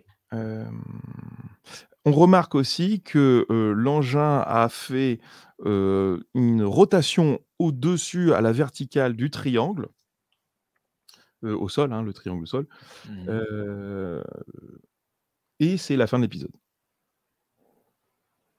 Ouais. Voilà. Donc ça passe assez vite, hein, les épisodes, en fait. Est-ce que tu as remarqué quelque chose d'autre? Non, bah, moi jusque-là, c'était cette séquence-là qui m'a vraiment, un petit peu réveillé parce que c'est vrai que jusque-là, c'était Ouais, tranquille non, c'est clair. le rythme, hein, de cette 2e moitié de saison. Mais là, le coup des éclairs, j'ai vraiment trouvé ça, ouais, j'ai trouvé ça, ouais, intéressant. Excitant. J'ai trouvé ça excitant, voilà, c'est le terme que je Mmh. cherchais. Non, mais tout à fait. Alors ensuite, on arrive à l'épisode 9. On a, Jay Touristic de Lock Précision qui vient avec des roulements de tambour. Des fusées! Wouhou! Alors autant Je voulais une bobine Tesla, maintenant je veux des fusées, hein. Donc ce que vous voyez est un, système, qui est parfaitement légal aux États-Unis, où vous avez le droit d'envoyer des fusées, dans l'air à partir du moment où vous n'avez pas d'engin en vol à 20 kilomètres à la ronde, non, à 30 kilomètres à la ronde, ce qui veut dire à peu près l'horizon, en fait. Et cette fusée peut monter à 3600 mètres de haut, ce qui commence à être respectable pour une fusée. On a eu une coupure, le temps qu'ils installent les fusées, on suppose, avec WARD-X qui vient avec des, nouveaux documents qui ont été trouvés, et qui montrent, des témoignages d'habitants du bassin de Ute, qui ont vu des ovnis et donc on a des œufs sur le plat, des ballons de rugby, des soucoupes, des rayons de lumière solides qui ont été vus par, plusieurs témoins à chaque fois. Et là, ça coupe et on arrive sur les tirs de fusée. Ça me gêne un peu quand il y a des coupures aussi forcées que ça quand même. Ouais, c'était On a un peu courte sur sur ce moment-là, je suis d'accord. Ouais. Ils auraient pu rallonger un peu chacune des séquences. Alors, il faut quand même Surtout préciser quand on voit le temps qu'ils perdent dans les épisodes d'avant, quoi, enfin bref. oui, bah, oui, mais enfin, après, c'est une histoire de découpage. Tu peux pas, faire traîner 4 expériences différentes sur plusieurs épisodes, hein. Ils sont obligés un petit peu de rendre le truc, épisodique, de contenir. Bon bref, il y a un truc que tu as pas dit et que je trouve, rigolo, c'est que donc ils accueillent effectivement, heu cette équipe de lanceurs de fusées, qui surnomment les Rocketmen, en référence à une chanson de Elton John que vous connaissez peut-être. Rocketman donc, et il leur dit: «Bon alors au fait, les gars, on préfère vous prévenir, si vous ressentez un truc bizarre, soyez pas timides, dites-le, hein. Et puis même si 2 jours plus tard, rentrez à la maison, il se passe des trucs bizarres, votre téléphone qui déconne ou autre chose, heu, on veut le savoir, ce sont aussi des points d'information qui nous intéressent». Et là, tu vois les bons hommes qui commencent à se décomposer un petit peu. Puis qu'est-ce qu'on fout là? Où est-ce qu'on est venu mettre les pieds? Et j'ai trouvé intéressant. Et d'ailleurs, ils en rigolent après avoir passé bien 2 minutes à leur dire, bon, vous savez, c'est pas tout à fait neutre, hein, ce qu'on s'apprête à faire, hein. Je ne sais pas s'ils seraient venus s'ils avaient su tout ça. En tout cas, voilà, j'ai beaucoup aimé Je cette pense petite qu'ils sont séquence payés d'avertissement. surtout donc Ouais, je veux dire, moi, on me paye, j'y vais pas au Skinwalker Ranch, hein. ah mais moi je suis prêt à payer pour y aller, il y a aucun souci. Non, mais toi, on sait Heu, que tu es un peu spécial. On va dire que ta curiosité dépasse ton instinct de survie. Me c'est pas trompais-je? faux. Non, c'est pas faux. Donc ensuite on repasse sur les roquettes avec des tests de fusées et bien sûr, en fait, ils se servent de ça comme prétexte pour essayer de voir si un ovni va apparaître.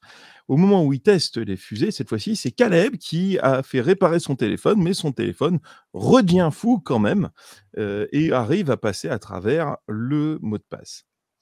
Ils envoient une fusée jusqu'à 1600 mètres d'altitude, mais il n'y a pas de radiation. Ils envoient une troisième fusée et à ce moment-là, un point lumineux arrive au même endroit que l'année dernière et disparaît, ce qui en soi est intéressant. Un des membres qui est sur le plateau en train de tirer les fusées commence à avoir la chair de poule et l'électricité statique, mais il tire quand même la quatrième fusée et cette fois-ci, il n'y a pas de pans qui apparaissent. Et On il est passe le à la seul à 5. ressentir cette Il est le sensation seul, d'ailleurs, hein. Ils il est le sont seul. 3 ou 4 sur le lieu du lancement, dans un cercle de peut-être 10 mètres, hein, et il y a Mmh. que lui qui ressent ça. Mmh. Bah, il y a que, comment il s'appelle? Winterton qui a été, irradié au niveau du cerveau, hein. Tout Ils à étaient fait, tous aussi collés les uns aux autres, hein. absolument. Donc on a la cinquième fusée qui part. Travis, lui, passe au centre radio dans sa caravane pour voir si, il y a, des émissions radio qui sont enregistrées. La fusée a, elle, un ping radio de balayage, c'est-à-dire qu'elle envoie une onde radio à intervalles continus pour que quand vous ayez une antenne au sol, vous captiez ces ondes-là. Vous connaissez l'intervalle à laquelle ça devrait arriver. Si jamais vous avez un décalage dans l'onde radio, ça veut dire qu'il y a eu une altération à un moment ou à un autre. C'est un moyen très, très simple. Il détecte un pic d'ondes électromagnétiques au moment du décollage. On dit décollage pour, une fusée? Lancement, si Allumage? tu veux. Lancement, très bien. Et à ce moment-là, c'est l'analyseur de spectre électromagnétique qui, déconnecte. Ce qui est habituel sur le ski nucléaire. Oui, c'est ça. Ensuite, on a la 6e fusée qui part, donc on n'a aucune analyse des signaux, rien, hein. On nous dit juste: «Tiens, là, il y a un pic» et au revoir. Ça coupe et ça passe, hein. Donc 6e fusée, on a Dave qui reprend une décharge, encore plus forte cette fois-ci, mais il Toujours le même continue à type, hein, le seul. toujours le même tic, c'est toujours Dave, après il s'appelle Dave aussi. Il s'attend à quoi niveau décharge? Ensuite on a j'ai été infâme là. Ah oui, il y On a a la 7e fusée. tous les David de ton chat qui sont partis là. Oh, il y en a pas, ça va, il y en a pas.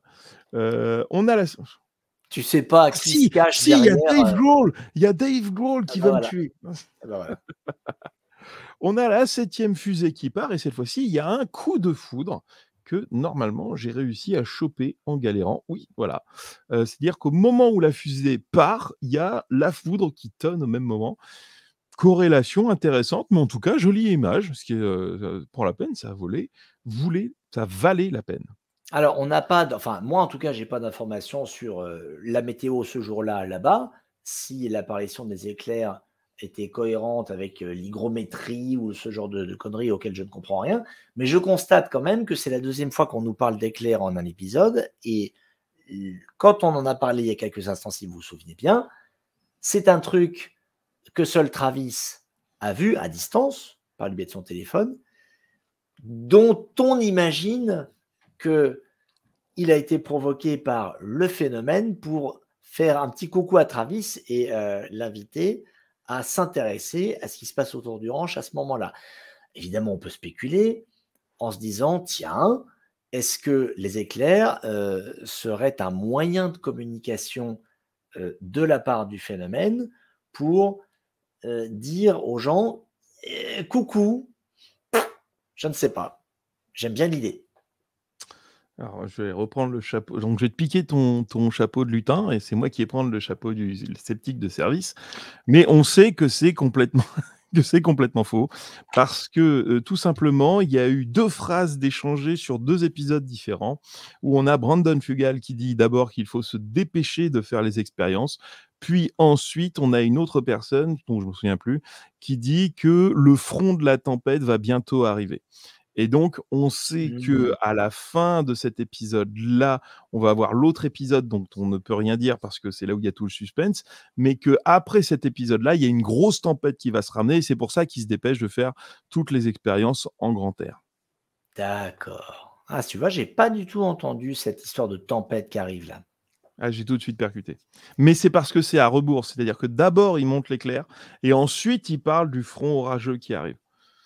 C'est vrai que ce qui est un peu suspect, c'est que ils en font pas plus de cas que ça après de l'éclair.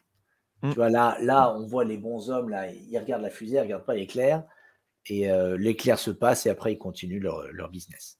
Bon, Alors, il y a Bard ensuite qui montre, une des caméras, voilà, celle-là, mais d'ailleurs, ça c'est l'objet qu'ils ont vu au tir, de la 3e fusée, je crois, ou de la 2e, donc c'est le point blanc habituel, à ce moment-là, donc on est d'accord que là, c'est de l'art abstrait, hein, l'image qu'on regarde.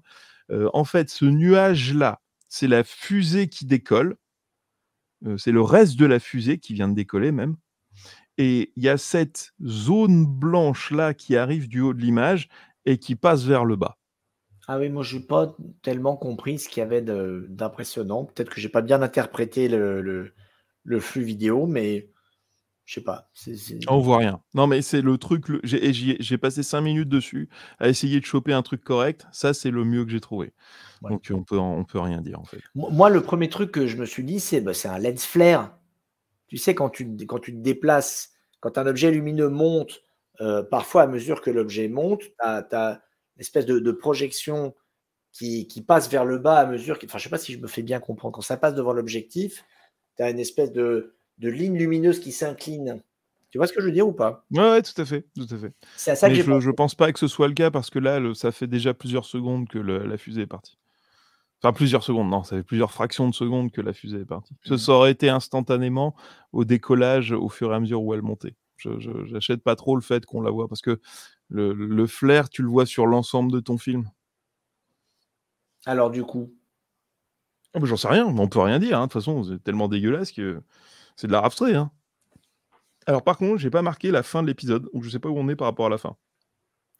eh bien donc, après, l'atterrissage de la dernière fusée, enfin de l'avant-dernière fusée, effectivement, voilà, Dave, ça tu l'as dit, il ressent de nouveau ce qu'il a ressenti et on est passé un peu vite sur, cet aspect-là, mais, nous on parle de l'électricité statique, on en ressent, on trouve pas ça très impressionnant, mais là le Dave, on le voit, heu, il est pas content parce qu'il voit qu'il est le seul à ressentir ce qu'il ressent.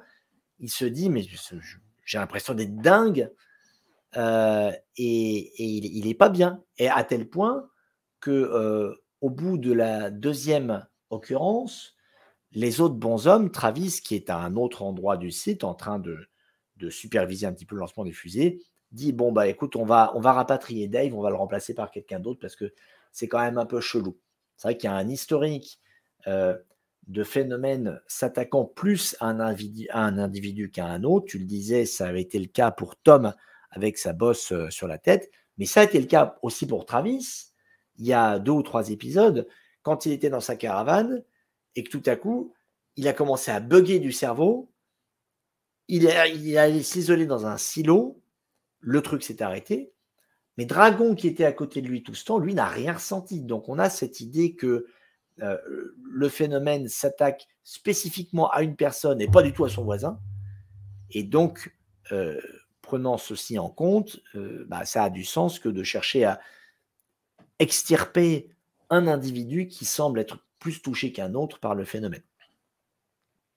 Quoi qu'il en soit, effectivement, ça se termine, il y a un lancement de nuit, il se passe ce que tu viens de décrire, et Travis décide que maintenant, il serait temps d'étudier le point qu'ils ont essayé de chatouiller avec les fusées, avec un hélicoptère.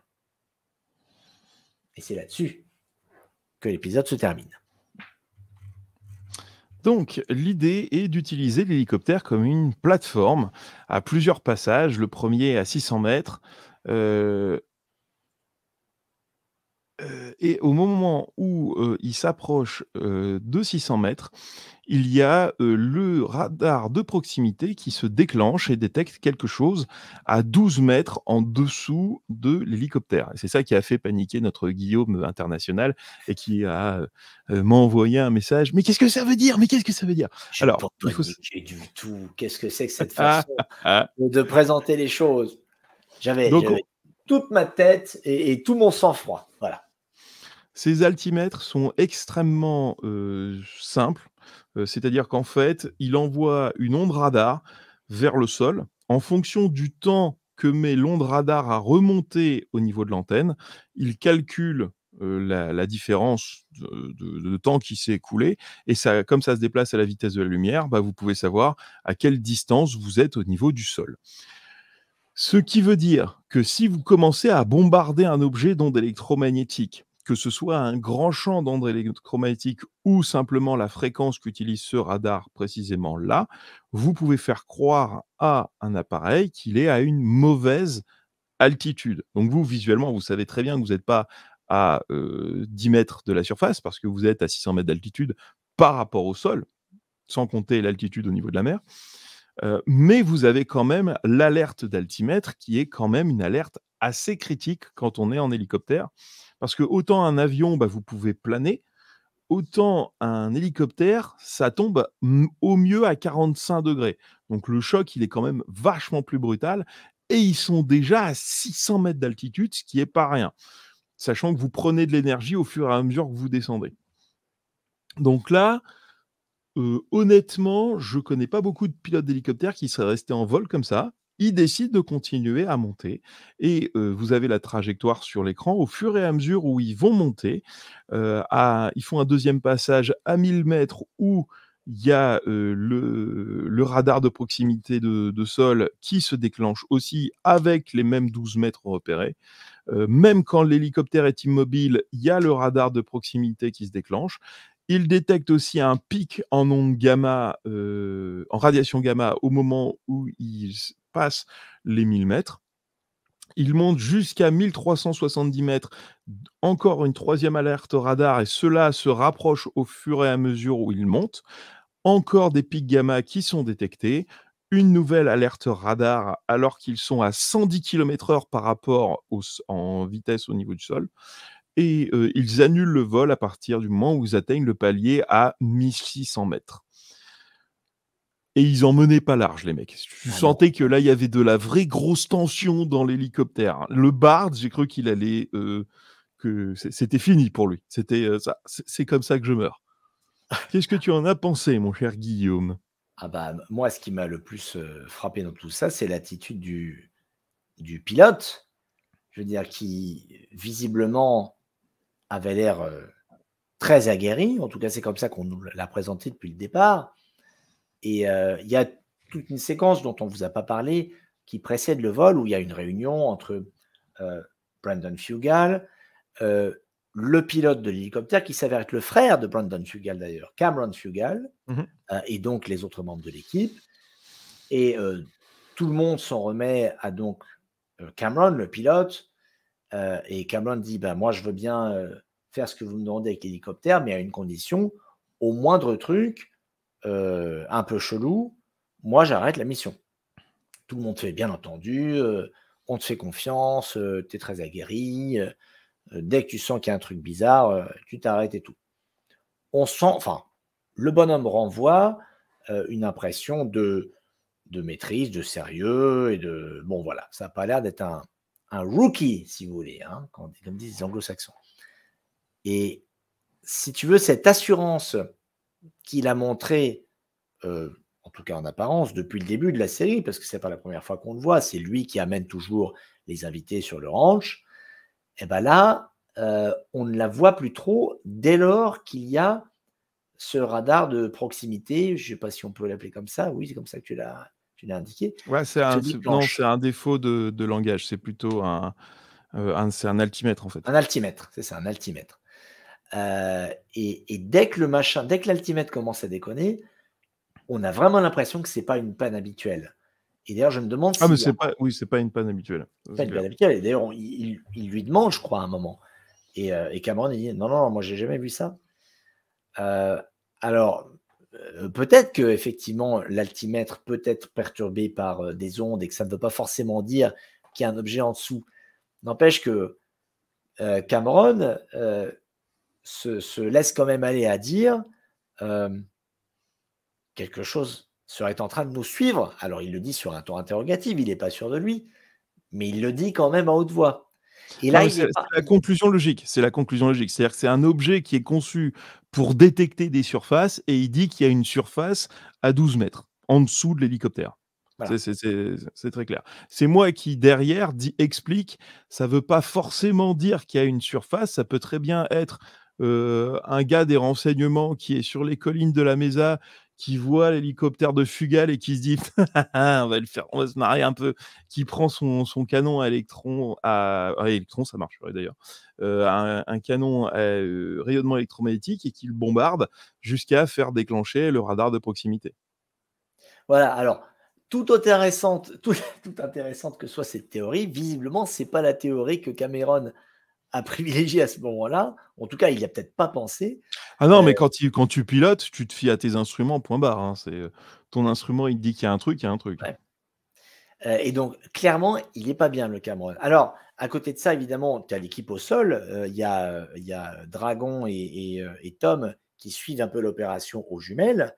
Et ils confirment, non, mais il n'y a rien en dessous de vous, les mecs. Il n'y a rien du tout. On regarde, il n'y a rien du tout. Et il y a effectivement, tu es allé chercher donc la petite capture d'écran de ce qu'on voit à peu près sous l'hélicoptère. Et effectivement, on voit qu'il n'y a rien. Alors, la raison pour laquelle j'ai contacté Baptiste avant qu'on fasse notre petite émission, c'est que là, on ne s'en rend pas compte, mais il y a donc... On s'en Deux rend un peu séquences. compte. Faut vraiment être bien réveillé là. Hein. Il va y avoir une grosse loupe. Quand on regarde l'émission, on a l'impression, on n'a pas l'impression, à un moment de l'image, à un endroit du paysage, si vous voulez, il y a comme un genre de léger décalage, comme si l'image se déchirait un petit peu. C'est très léger, mais c'est bien réel. Alors, est-ce que c'est un artefact vidéo? Certainement.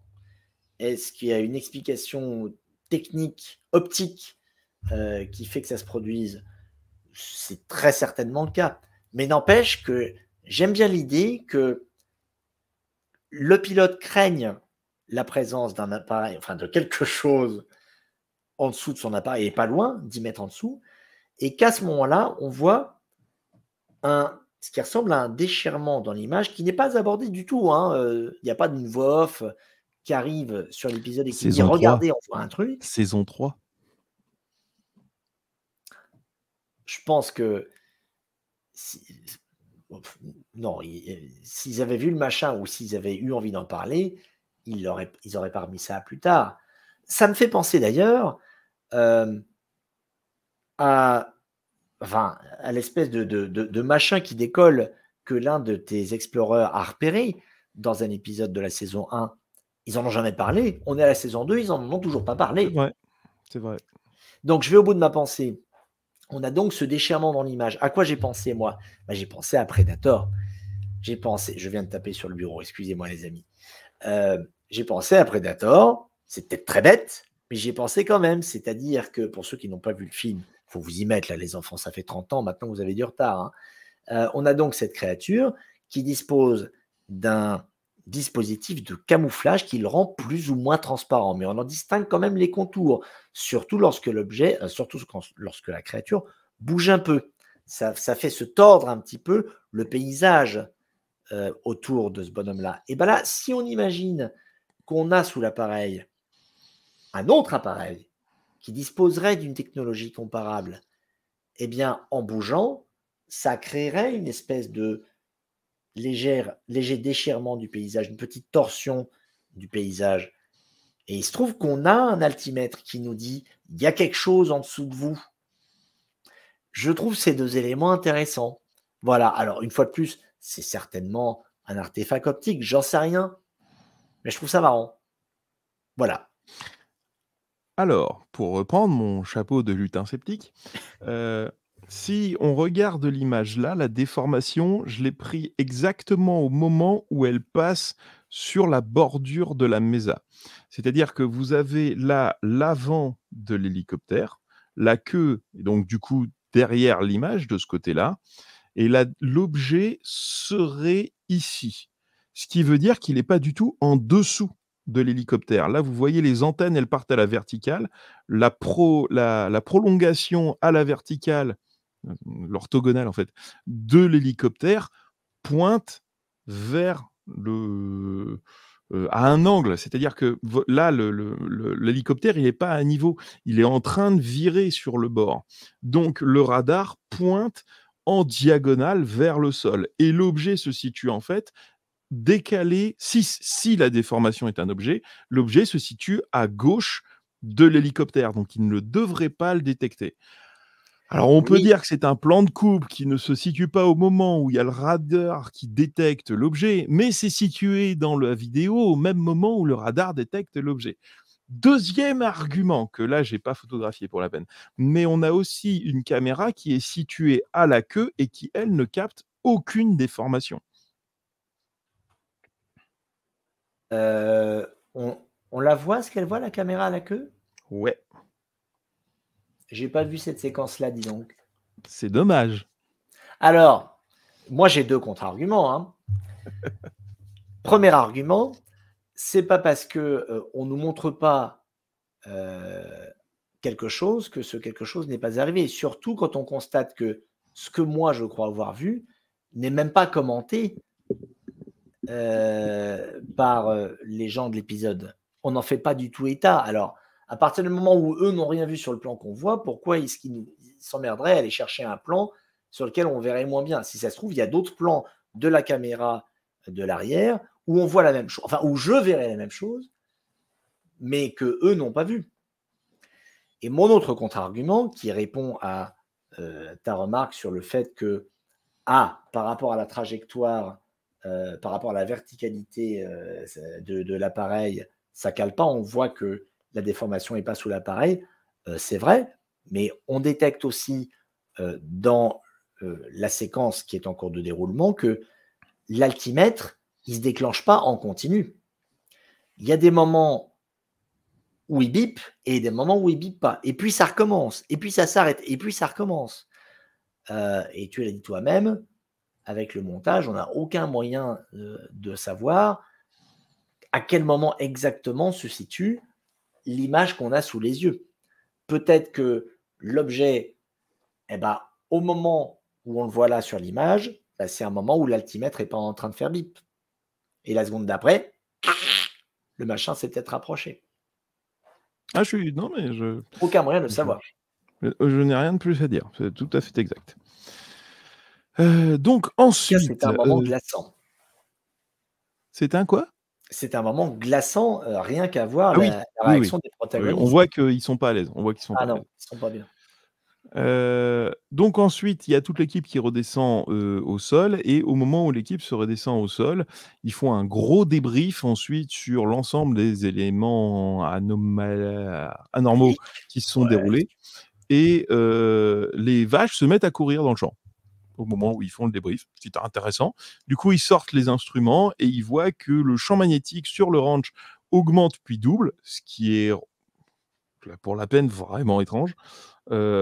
Et les boussoles montrent des anomalies magnétiques à ce moment-là. Ensuite, on a un gros cut, donc ça s'arrête, et on passe sur les météores de Travis Taylor. Et Guillaume, dans sa grande expertise géologique, va vous faire une analyse de cette carte.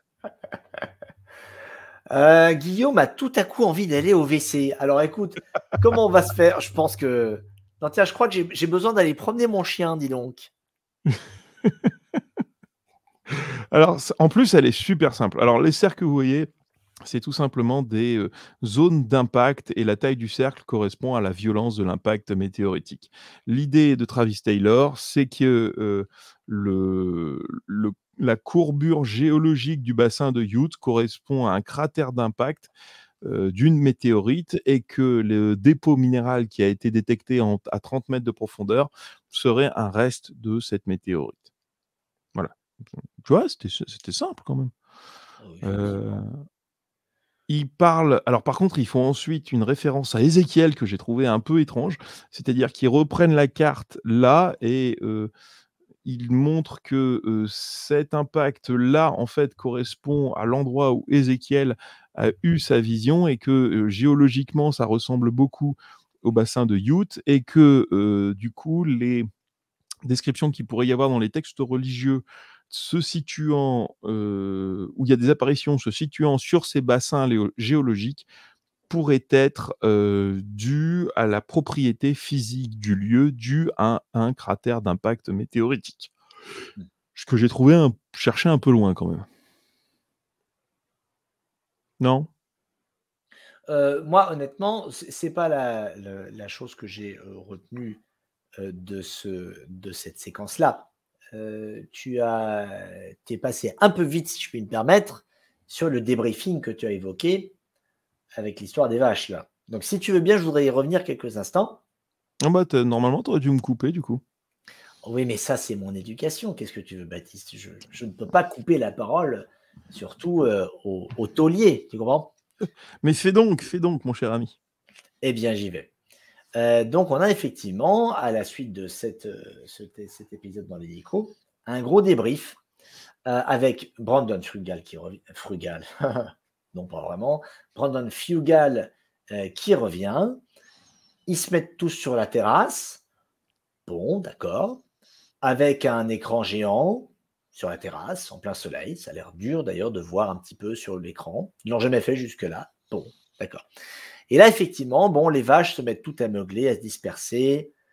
Le champ magnétique a doublé. Très bien. Là, je vais me faire un petit peu l'avocat du diable.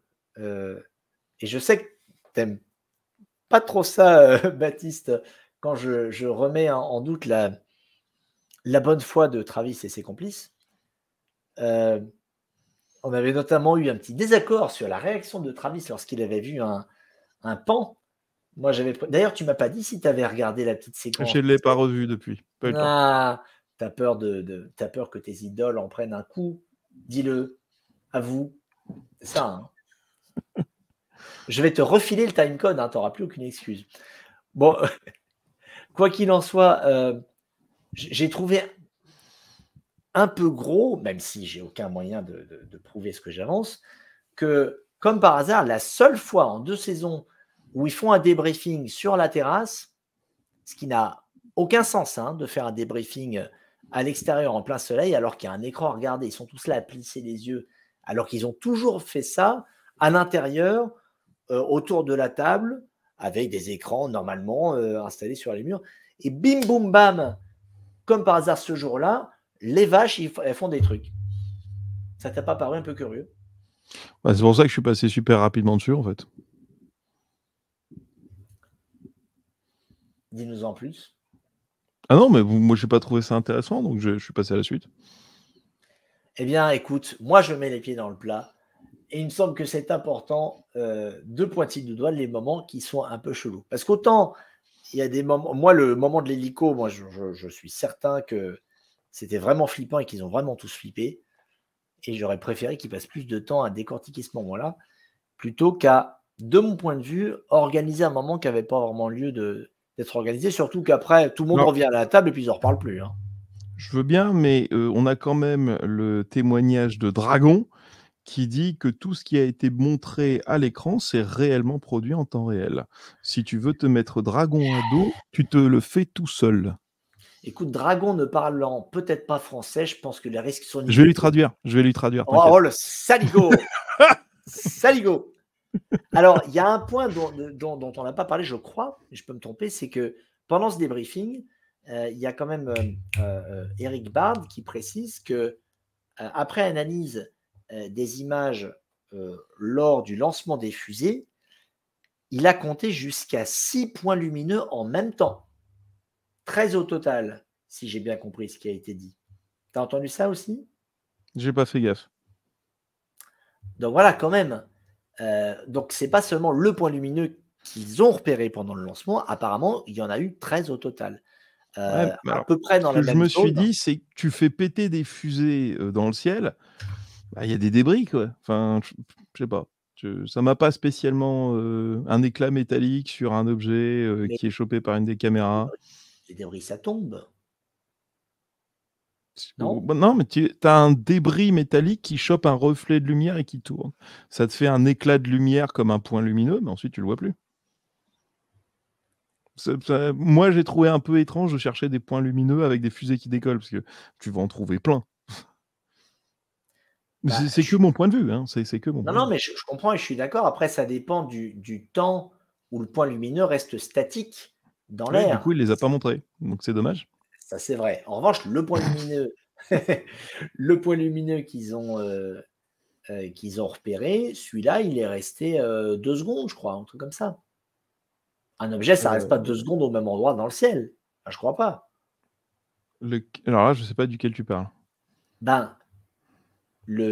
Pendant le lancement de la 3e fusée, je crois, il repère un point lumineux dans le ciel. Ouais. En direct. Et on le voit. Ouais. Oui, mais on a l'image de ça. Ouais, c'est ça. Et je crois qu'on le voit pendant bien 2 secondes.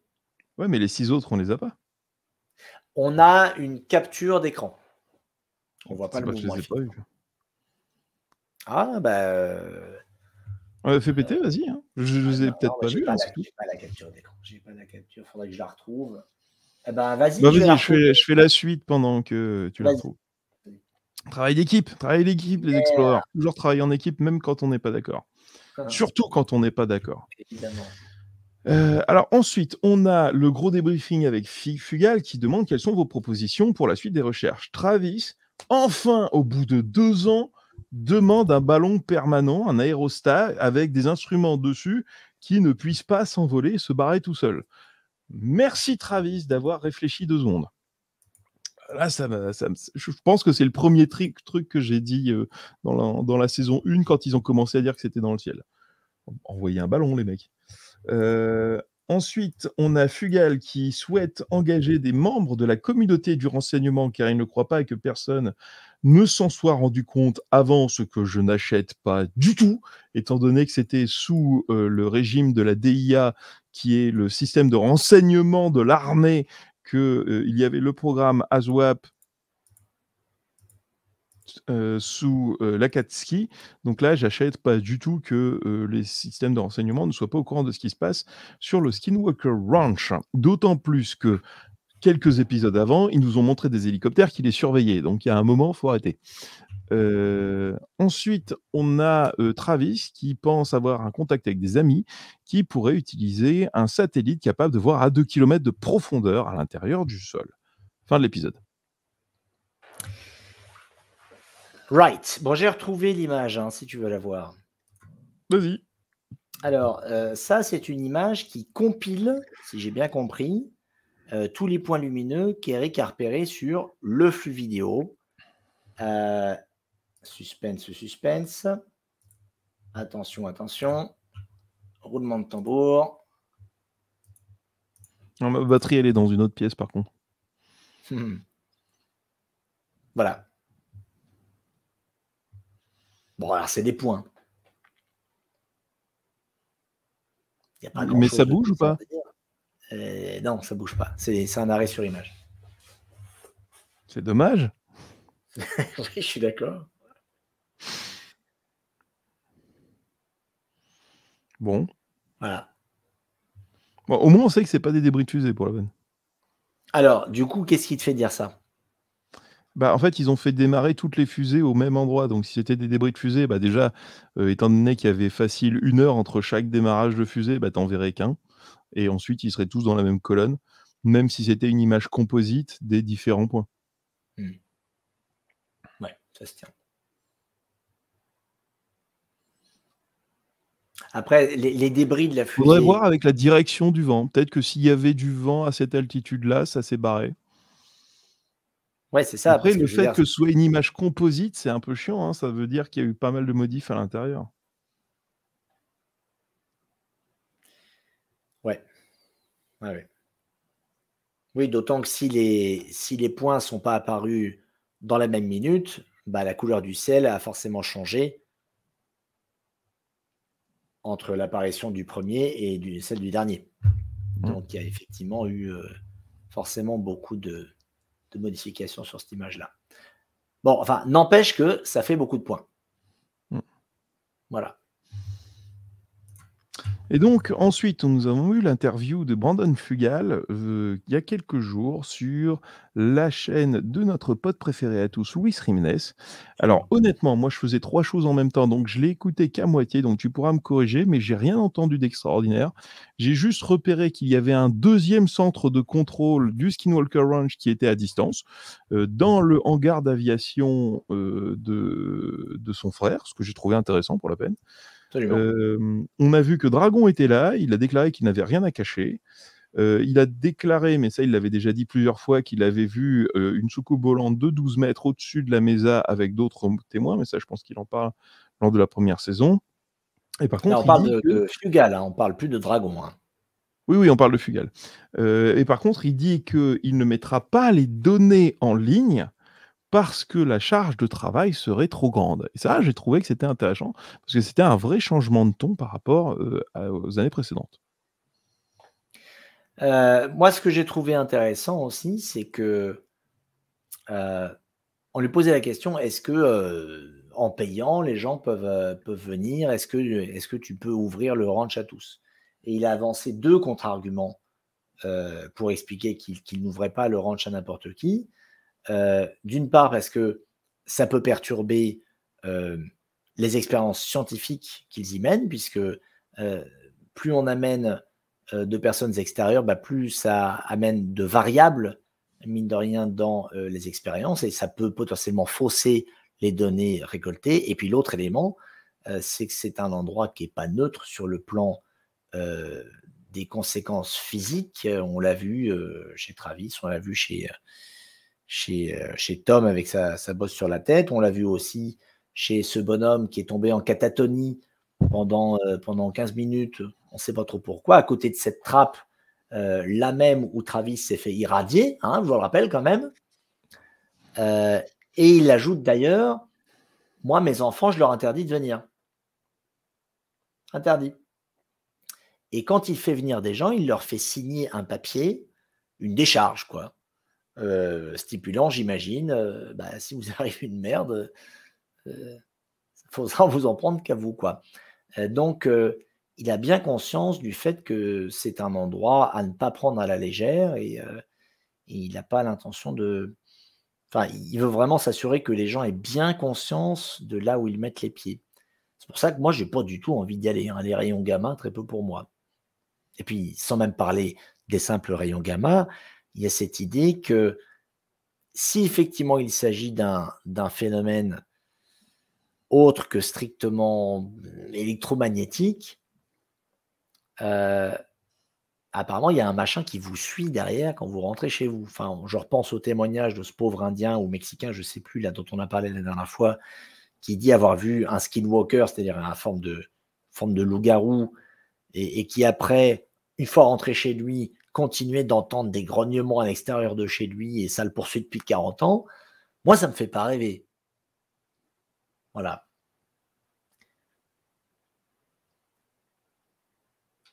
Et voilà ce que j'ai retenu de cette interview. Sinon, le fait qu'effectivement, Brandon avait vraiment l'air d'insister sur cette idée qu'il n'avait rien à cacher, qu'il est un livre ouvert. Et c'est vrai que dans son ton, moi, je détecte vraiment la décontraction du mec qui n'a pas du tout décidé de cacher quoi que ce soit. Il balançait des questions, disait-il, et puis il répondait vraiment du tac au tac. Un bonhomme sympathique, hein, par ailleurs, fan de Terminator, visiblement. Il avait un exosquelette, un endosquelette de Terminator à côté de son bureau. Il a l'air sympa, Brandon Fugal. Hein. Mmh mh. Tout à fait. Et voilà. Bon, en plus, il est 23 h, donc les chers explorers, on vous souhaite un joyeux Noël. Nous allons retrouver nos familles respectives pour le passer avec elles et éviter de se faire, couper les parties génitales pendant la nuit. On vous souhaite à tous ah bah, les chaussettes, faut les remplir, hein. On vous souhaite à tous de passer une très bonne soirée. Faites des bisous à vos proches en portant des masques s'ils sont âgés. N'oubliez pas de vous faire Absolument. vacciner et on fait bisous à la licorne. Guillaume, le mot de la fin. Turpitude.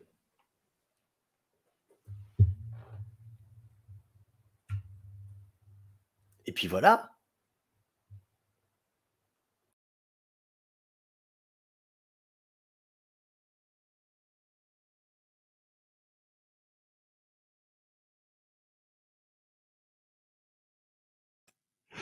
C'était pour voir ce qu'il allait faire.